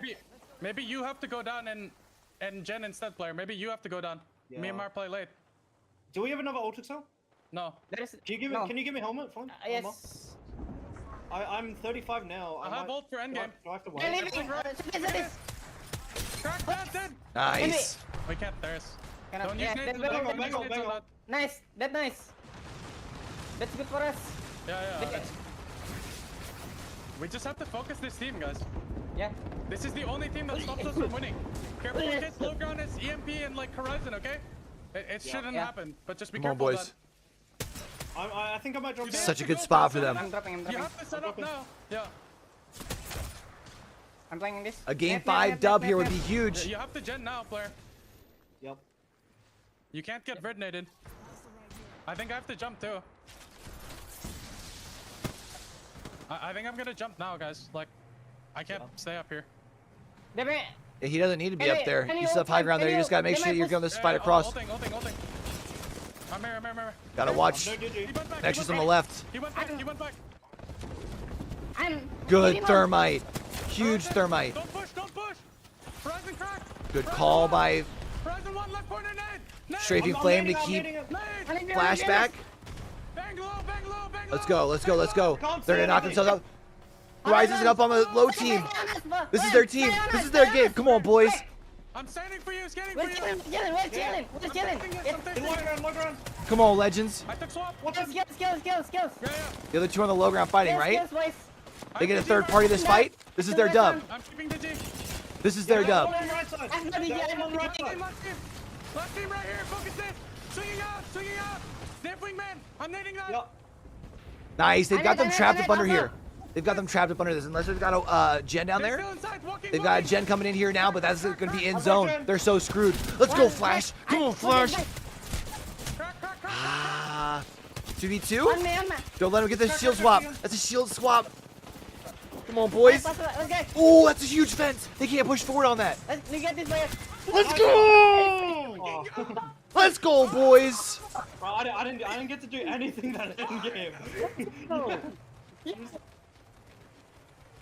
Incredible scenes there from Legends Gaming as we get a masterclass in calling from Strafing Flame. You can see him thinking several steps ahead there, identifying which positions they're going to have to play against, which 3v3s are important for them buying that space to win the end game in, and they get it in the end. I mean, there was no sneaky gravity lift thrown out by a third-party team to, grief their chances like happened. I love it, man. Famously, to Strafing Flames come so far, man. They win from the catwalk at staging, and Legend Gaming gets their dues. Bro's a legend. Insane to think about how that went for Legends Gaming. Gotta say, the calls were sharp. The shots were even sharper from the likes of Strafing Flame and Easy Flash. It's probably one of our longest listed ins for good reason. And you have to see how confident Legends Gaming is calling it already. But Legends Gaming, I have to go back to how they've shifted this comp for a bit.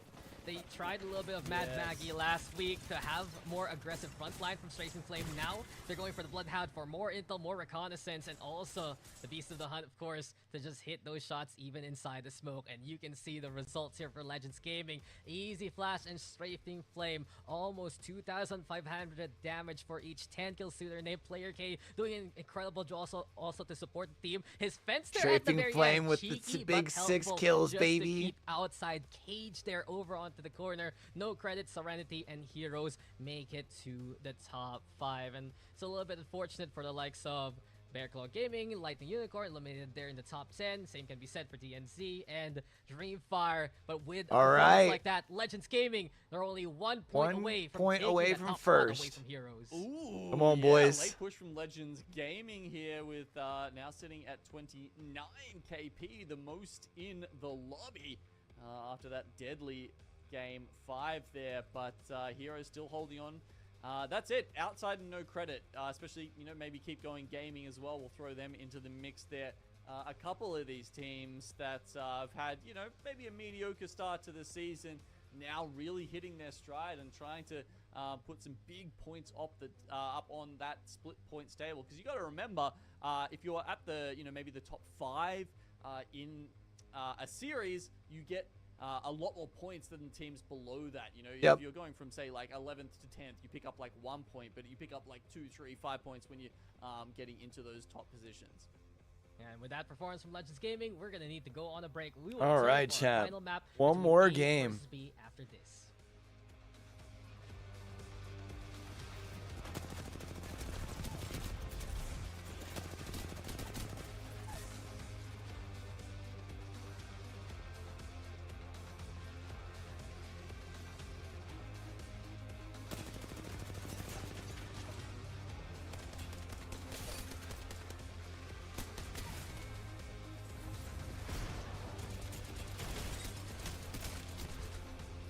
Rocket League sucks.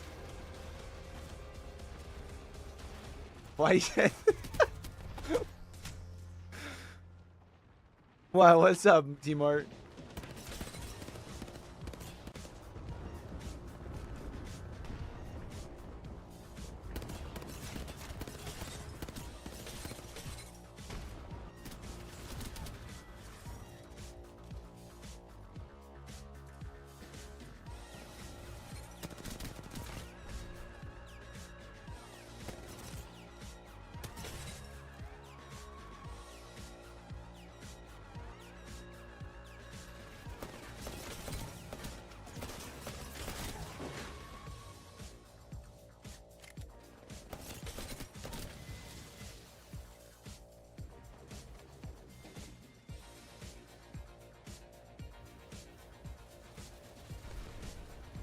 All right.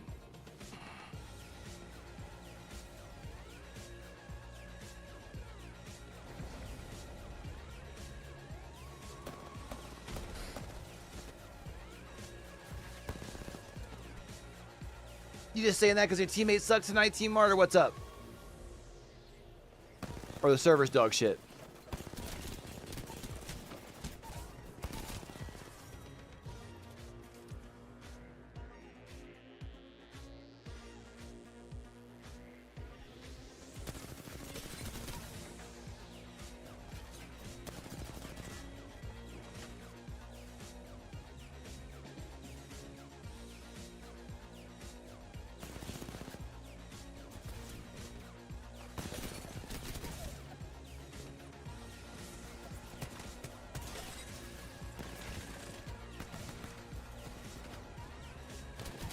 Correct. Teammates, well, wait. Teammates suck or servers are dog shit? I feel like I threw out two things.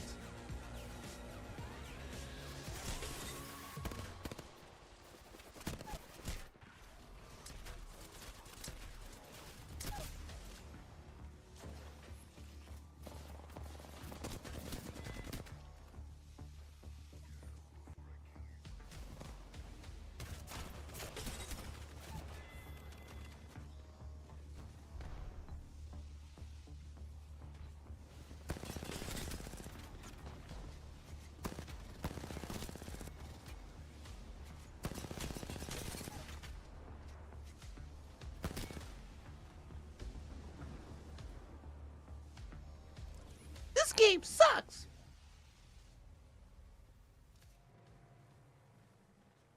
Ugh.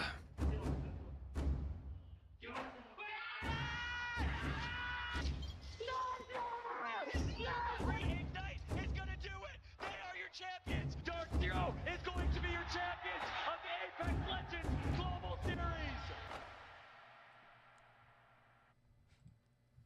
What else can we say besides brilliance there? Legends Gaming taking map number 5 by storm, and we could hear it all from Strafing Flame and the rest on how they did. We are back, so in A versus B here in APAC South. And 24 points from the boys. Run so far. Genome, look at that map number 5, and what else can you say about it besides all the positive things you've done so far with?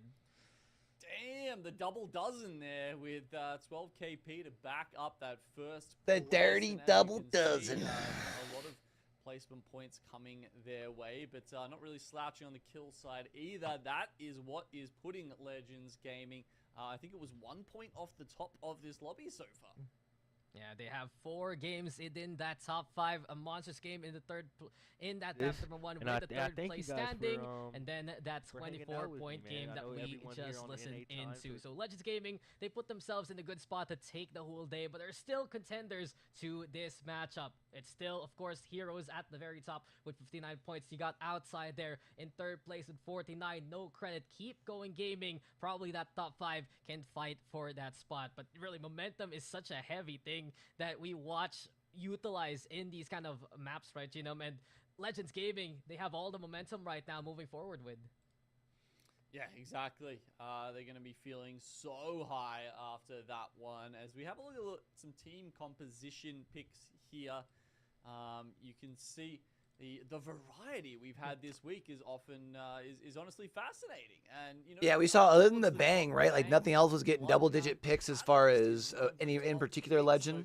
So, as this season has progressed, I think it's actually been getting maybe even the opposite. Of yes to every answer. Often, you know, there's got it. Meta Got and it.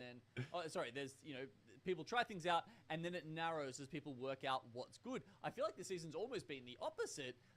With those couple of heavy picks like Bangalore and whatnot sort of being in there, but people have been experimenting more as the season or the split has gone on here in 2024. Yeah, it feels like there's a bit of an anti-meta forming with the Crypto versus the Watson and the likes of having the Bloodhound to have that scan versus the Smokes. APAC South trying to find its own answers as the weeks go on, but this is it for this matchup, for this day. We still got A versus C later on, of course, but A versus B will go to a 6 map right here, right now, as we go back into World's Edge. Let's get it. You know the deal here, Genome. Contests will happen, not just once, but twice. We watch Harvester, we watch Stacks, and we watch if anyone else wants to throw a wrench in anyone else's plans. We are back here in APAC South. We are back here in World's Edge, and we are watching Akuma do what needs to be done versus the likes of Kill Devil yet again. Yep, 2 teams contesting at the same time. We'll bring you as much of the action as we can. A little bit of a disengage in the other one with DNZ and KPG, I can tell you. But over here, yeah, teams have dropped on separate buildings instead of the same buildings this time. Bearclaw Gaming, did they actually... I think they griefed some loot from Stacks and then started walking their way over to Big Mod because they knew the other teams would be too busy with each other. So Bearclaw Gaming are honestly having a lot of fun in this lobby, just, messing things up, whether it's for the team up in Geyser or this time for Kill Devil and for Bearclaw. Oh, sorry, and Akuma. They've been a big factor of annoyance here in the southeast side of the map, but we have to watch out for DNZ and keep going. They also have a degree of separation between each other. DNZ on the south side of our keep going more so towards the north, and Kill Devil marking now where Akuma's headed. Akuma has avoided that contact, but the problem is they're the ones losing that armor, and they're only on whites here. Yukoi Crusader already down to flesh. Kill Devil on the hunt here to try and I think I'm going to yeah, okay. So the Harvester say that seems my to have, dependence of staying up is probably based on how long the break is. disengaging completely. If it's a longer break, I don't think I can make it. I don't even know I'll make it regardless, to be honest. Trying to hold the height. They can push through smokes, but Lemmy getting caught off guard there by the PK. It's gonna be finished. Stellar shooting there from Killapaz, the R301 doing enough damage in that instance, but here we go again. You were calling them out, Gino. We're gonna see Bearclaw Gaming look for the third party, waiting for this moment to come at a moment's notice itself. The scan now courtesy of Belkun. Akuma on the inside still. They're holding steadfast as 3. Kill Devil had enough after losing a single member in that contact, and Bearclaw's the one swarming this building now. Well, Akuma are back up to a full 3 there. Essentially at this point, Crusader does take quite a bit Nice of angle at the window. Got one broke. Nice angles are Bearclaw, so now they really do have the option to start the Nice push. Ruhan, just on the knockdown shield, watching this. Oh, okay, it's a massive. I was like, how the fuck? Will take a casualty as well. That was a little too spicy. Akuma. On the other hand, have shotguns, have BCG the out. And Bearclaw Gaming, they wanted to be the third party, but the first ones actually eliminated here. Unfortunate. Good stuff from Akuma, man. They've been having a slow day. Akuma, the even hold with the Thrios, so they just need to bring up Crusader and survive to tell that tale. This is their stacks to win. That's honestly kind of hilarious, because as we noted, Bearclaw were literally looking to third-party this contest the entire World's Edge, but previously it had finished so quickly that they couldn't really get in there to make an impact. Finally, it does drag on for a little bit, and they get their shot, but wow, Akuma doing better than they had expected. And off the back of that, by the way, Kill Devil went down, and all 3 of them will be respawning back in down a dome. Yeah, they look for the reset. We fight all the way in, staging it's AGL versus No Credit. XX immediately gone to the wayside as Jackie tries to use the windows to poke and prod against that armor. They grab the shields already. No Credit still with 3. Beautiful beam here from Cheeky, and QQ flies high just to die. All right, there it is. Key, and Cheeky with armor swap can't survive though after all those bullets as 3 and fire. Armor swap didn't buy enough time. 3 MC with elevation. No Credit now have to evacuate and leave Cheeky behind as AGL, they survive with Jackie too, but 3 and fire are here to mop up the rest of the pieces left behind here. Interestingly, XX just deliberately went down as well. So he, I was watching their POV here. I know we're going to watch Streamfire here, just pick up some of that loot. So he deliberately went down, I believe, because Jackie is the one left alive, so that he can get his banner. Right, so he's on the crypto, he can grab that quickly with the drone, but he walked himself in the knockdown shield through a perimeter fence back and forth until he was deathboxed. Yeah, well done. And that's the beauty of having crypto. Some of these teams, they play the conduit for support. You can craft those banners. But here and now with the crypto play away, and AGL are looking for the res towards the north side of Skyhook. No Credit though, marking where Dreamfire can come from. Team Burger also hearing all that action after struggling so far in this session. But we gotta talk about the ring and countdown near the center here. Looking to be likely for these teams to go to. Yeah, does it end countdown? Does it end, you know, I feel like it hasn't ended near the RV outside of the tunnel all that often in recent seasons, but Godhand are posted up there, at least giving themselves options. Like, it's still not necessarily the worst place to play from, but they don't... I'm not gonna lie, I didn't see where the zone was. It does tend to be a little bit better if you can stop the nades coming in. I'm guessing somewhere over here on the western side of the map, since prevent some of that it looks like Mirage Etoile is in first zone. By landslide with a good amount of armor as well as guns to play from. Got SWQ towards countdown as well, but looking at War Monster Fiber right now. They're nearby Mirage Etoile, looking to find the outside. No Credit on the other hand. They're the ones who are going to get the rest, so back to a trio they go. AGL also respawning, so the fight from Skyhook, it will continue soon with the same faces. round 2, perhaps. With AGL back into the action. Of course, you got to remember you come in, you spawn in hot now with your guns short. You lose your attachments, but you've got, you know, the armor that you had as well. So, won't necessarily be an easy fight for no credit. But, you know, what if instead of getting your guns back, they just at least spawned you in with like a pistol? Onto AGL if they can find them. That said, ooh, interesting shift. And 50% of your It shield. has gone very centrally. So as you So it can means see, if their you're team blue, you're fight back to white. Burger. If you're white, you're just white. They, once again, they're trying to put themselves. I guess they've what? been Double playing blue would from go these back to white tunnels a still. lot so Purple would far go back to this, one blue. You know, this world's edge dax. Not that it's been going that well for them. It feels like every time they get sent, they just, you know, they crumble, and it's tough when you can see they've got 1 blue and 2 white shields. Very fair point. Just because they've been playing Gatekeeper for so long, but they've never had the keys to the kingdom of success. And not only that, Team Burger, you still have to talk about the history between this team. You got Pricey, you got Sharky, you got Way. Those names have made waves even in the global stage, and it's unfortunate to see them struggle like this back in their own region. They could be sent to God Hand though, but they're newer faces to the block this time around. And here comes Heroes now, waiting for someone to come at the land side now. We'll have 2 teams nearby. Outside on one side, Heroes in an elevated angle, and a pylon keeping a flow and the rest alive here towards the left because Lightning Unicorn is poking from the side too. Lightning Unicorn in 7th spot, looking to perhaps make the late push here. Ooh. Ooh. Oh, nice nade from Jack is going to take Sato down. And all What of a the sudden that sort of opens things up here over in Landside. You've got Heroes holding it down from the other side as well. They're actually trying to play a position. They've got the ring information because they've scanned the zone 3 here from the beacon, from the ring console that is available inside Landslide. And this makes their position quite tenable as they want to hold the Landslide side of, you know, around the left side of the map, essentially. Yeah, they know where to go, but no credit. On the other hand, they know they have to fight against AGL yet again. The reprieve, the redo, and it's the same spot we saw them before. Someone wants to conclude this fight already, and no credit are on the hunt. Jackie, though, confirming cheeky. Here comes Savior, pushing on forward. All right, AGL looks like they're about to be going out here.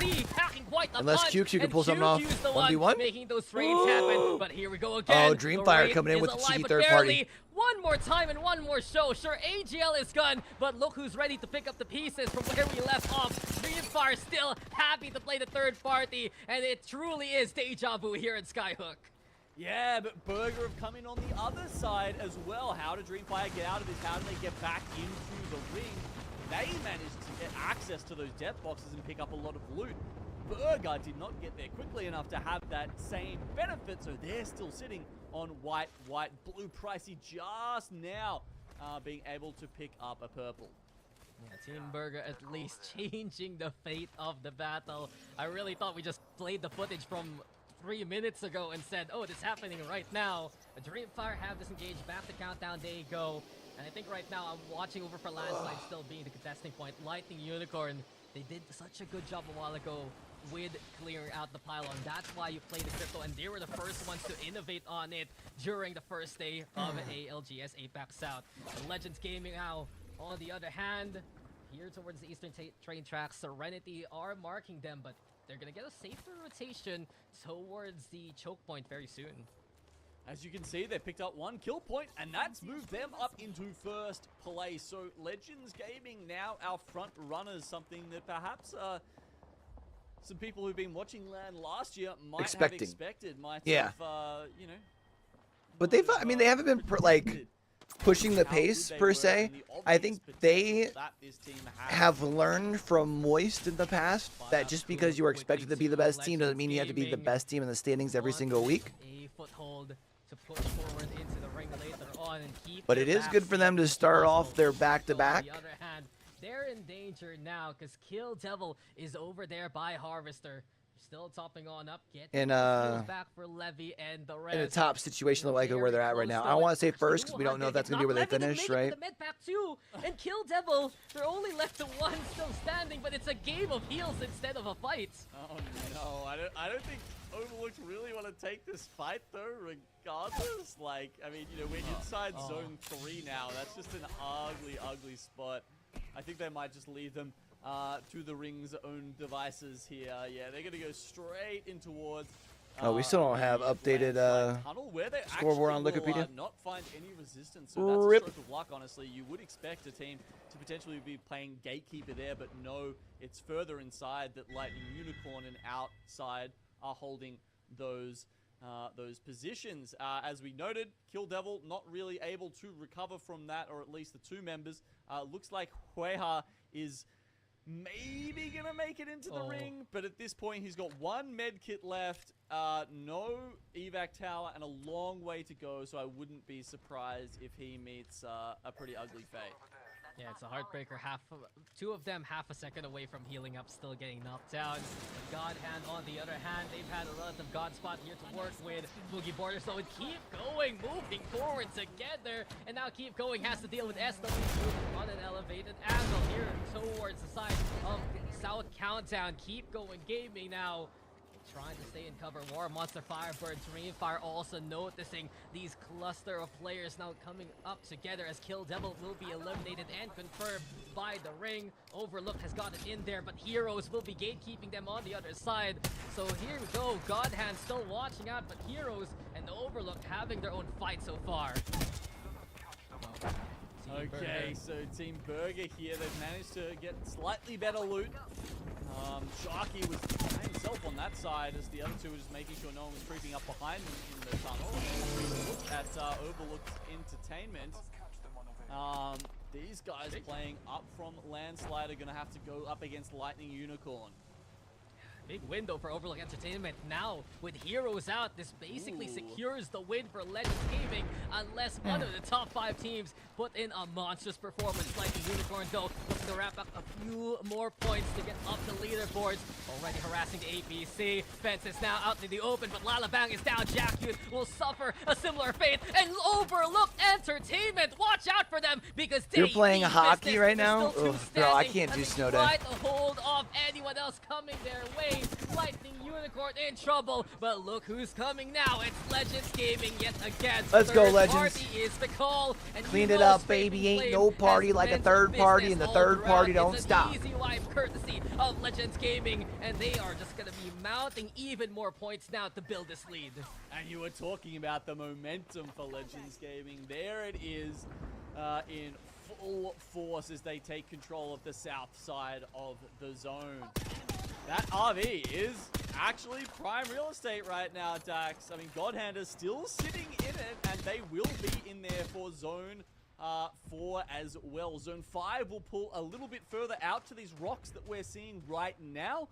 That will be the final battleground with a cluster of teams sitting over towards... Boogie Border's out in 11th, so no game 6 magic for them today.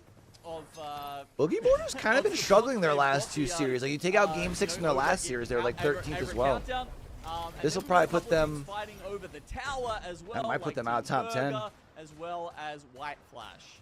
And Serenity also pitching on in. They're down below, and Serenity's the one hurting here. Team Burger finally finding their fangs here at the last game. Dreamfire, on the other hand, also pitching in with some kills from Northern Countdown. So familiarity really does breed success here for Dreamfire. SWQ, though, eliminated now. And it's Akuma trying to wade through all the smoke and all the shenanigans. Akuma over into the corner. Keep going. On the other hand, also going to get eliminated. Legends Gaming, they're playing out to the southwest. They have to deal with more Monster Firebird, but we're watching out for Serenity still. They found a reprieve towards the rocks. This is a relatively safe spot compared to everything else for Serenity now. Serenity, a fantastic spot. Godhand, White Flash is going to have to move here, but White Flash, again, they're looking better than they have all season so far. White Flash have access to quite a bit of ammo and supplies up here at the top of the tower. Typically, a spot that's quite hard to play. You take a lot of damage, so you need a lot of meds to play it, but once you get into this position, where there's not a lot of high ground, Good thermite. people can shoot at you, it becomes phenomenal for picking up KP. Legends on the bottom, they've tried to make a move, but seem to be struggling against Serenity. They do manage to get back up now with that gold res, and all of a sudden, it feels like Serenity and Legends, can they coexist down the bottom here, or will one of them be taking out this game? Yeah, they're having a bit of a standoff. Serenity stuck between the rock and the hard place, and Legends Gaming is just barreling down on them. An avalanche is approaching courtesy of Legends Gaming, and Serenity are the ones in the path. Come on, we going back to back for Legend. Come on, boys. Eliminated. Now we are down. Come on, to our boys. Let's final go back five to spots. back 3 to end for the one night, after baby. Carnage Oh, I guess it all wouldn't be the ending the way night. They're still going into by their countdown. second session. Godhand sitting pretty But still, let's inside go, Legends. ABC. But this has been the story of Legends Gaming. Doesn't end here, as the Rolling Thunder will be the play. Dreamfire looking for that opportunity. They've slain Boogie Borders in They a might be in different trouble map. Can they slay Legends Gaming now to get back to a potential good Yeah, spot? Dreamfire's Roy, about to 3P this 3MC behind in them. the front line. Oh, they got Moving everybody over looking at them. right They are slash so two, fucked. chipping on in, and Legends Yep. is the one cornered here like rats. They're stuck in the middle, and they're hurting because of it. Dreamfire now, they take down one, and they hold them off for the time being. Yeah, victims of there's great positioning there. So many ults were used to take Legends Gaming out of that position. Player K will shortly be removed.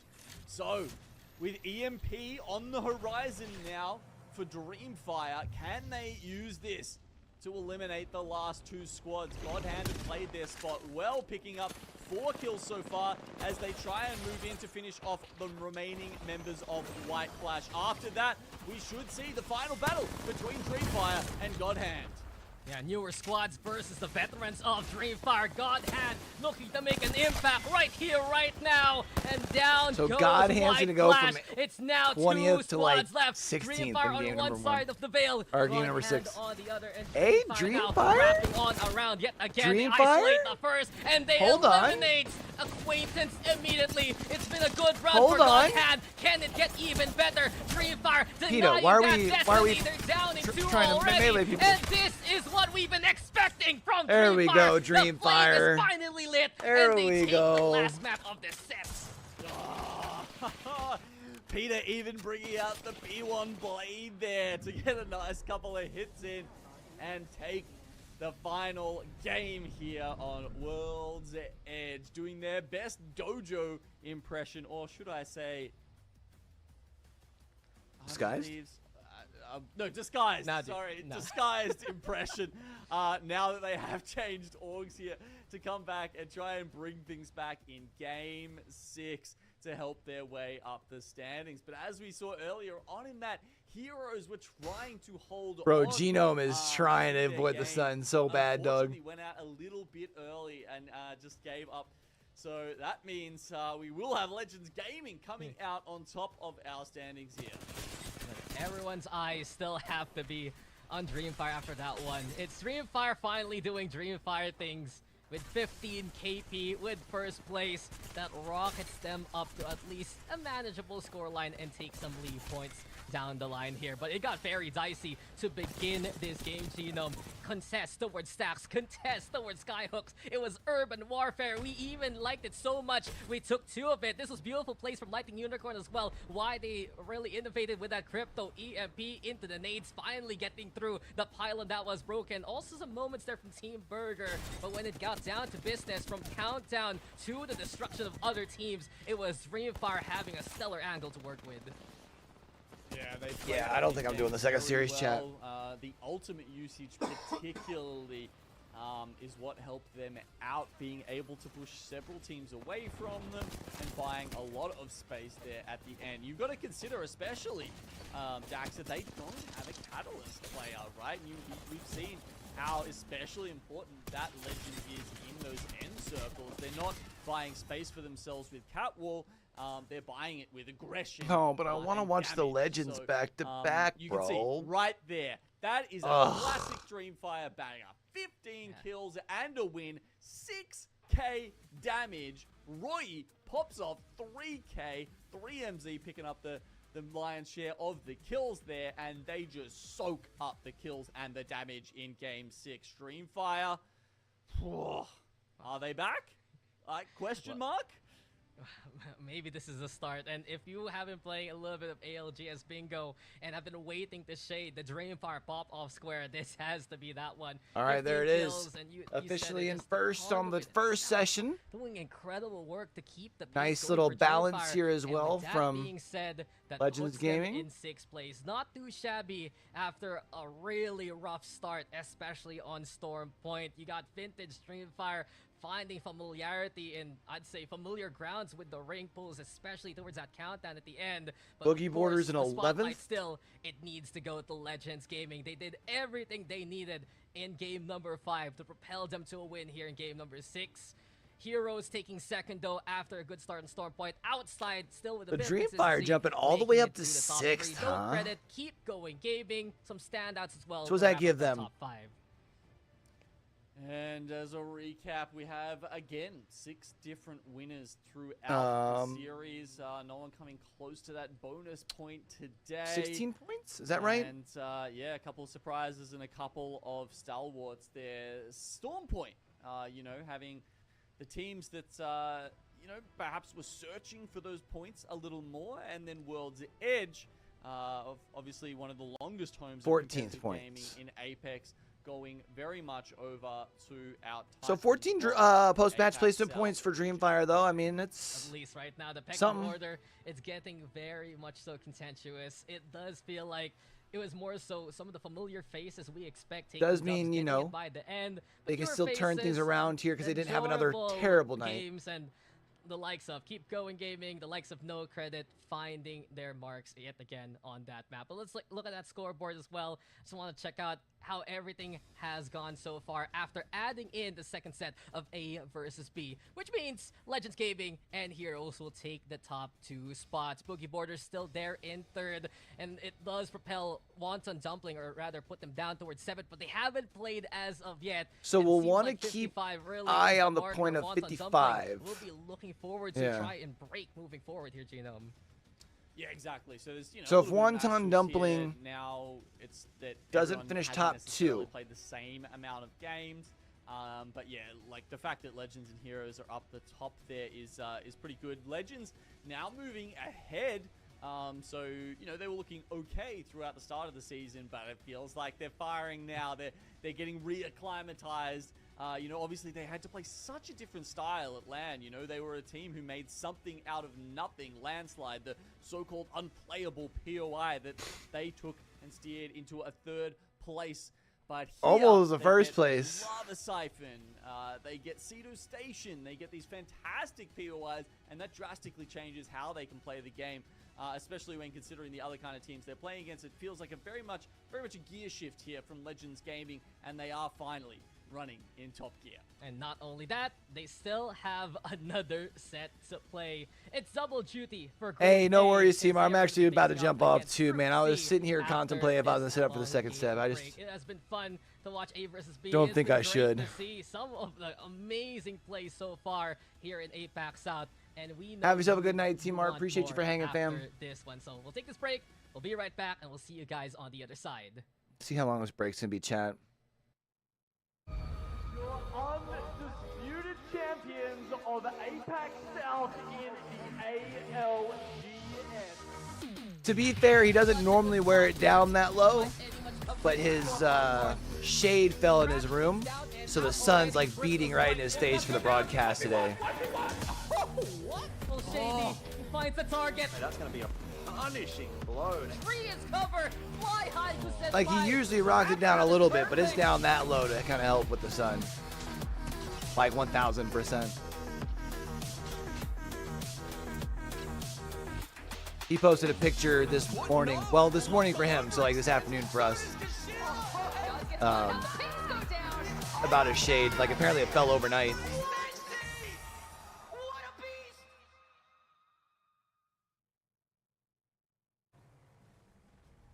"30-minute break." Oh, fuck that, chap.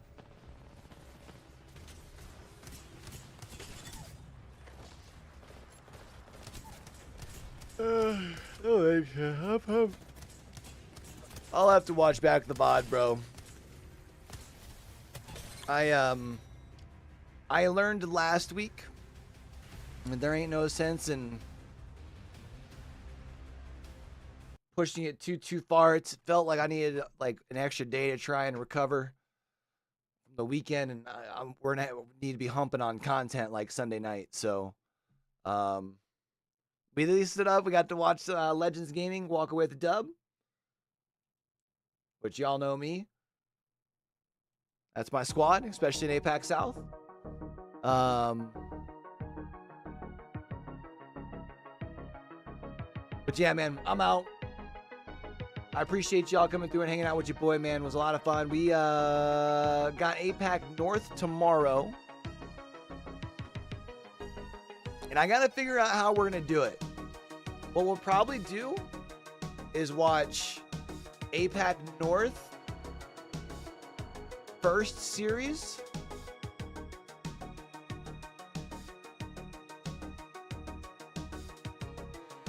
And then we will bounce back and forth between APAC North and the OCE games.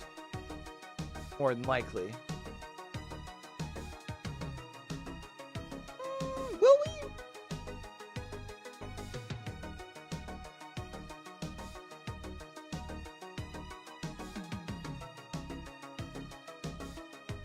Yeah, I'm not sure. Actually, the more I think about it. But man, I'm out of here. We'll catch y'all tomorrow. If not tomorrow, we'll be over here Sunday. We'll probably we will be over here on Sunday. Because we'll be watch partying RLCS Championship Sunday, all Sunday. We'll also probably be working on script a little bit for the new TLDR. Maybe we take this week off TLDR. I'm not sure yet. Maybe we'll just do TLDR for RLCS. See how that goes. See if it pops up. See if I feel like bad for like only doing it for a week. I don't know, man. Regardless, it doesn't matter. I'm getting out of here for now. Till we catch y'all back over here for the next one. Don't forget, with everything crazy going on in the world today, be true, be you, be sincere. Game hard and love hard. All right, y'all. Have a good rest of your night. Catch y'all tomorrow. Peace.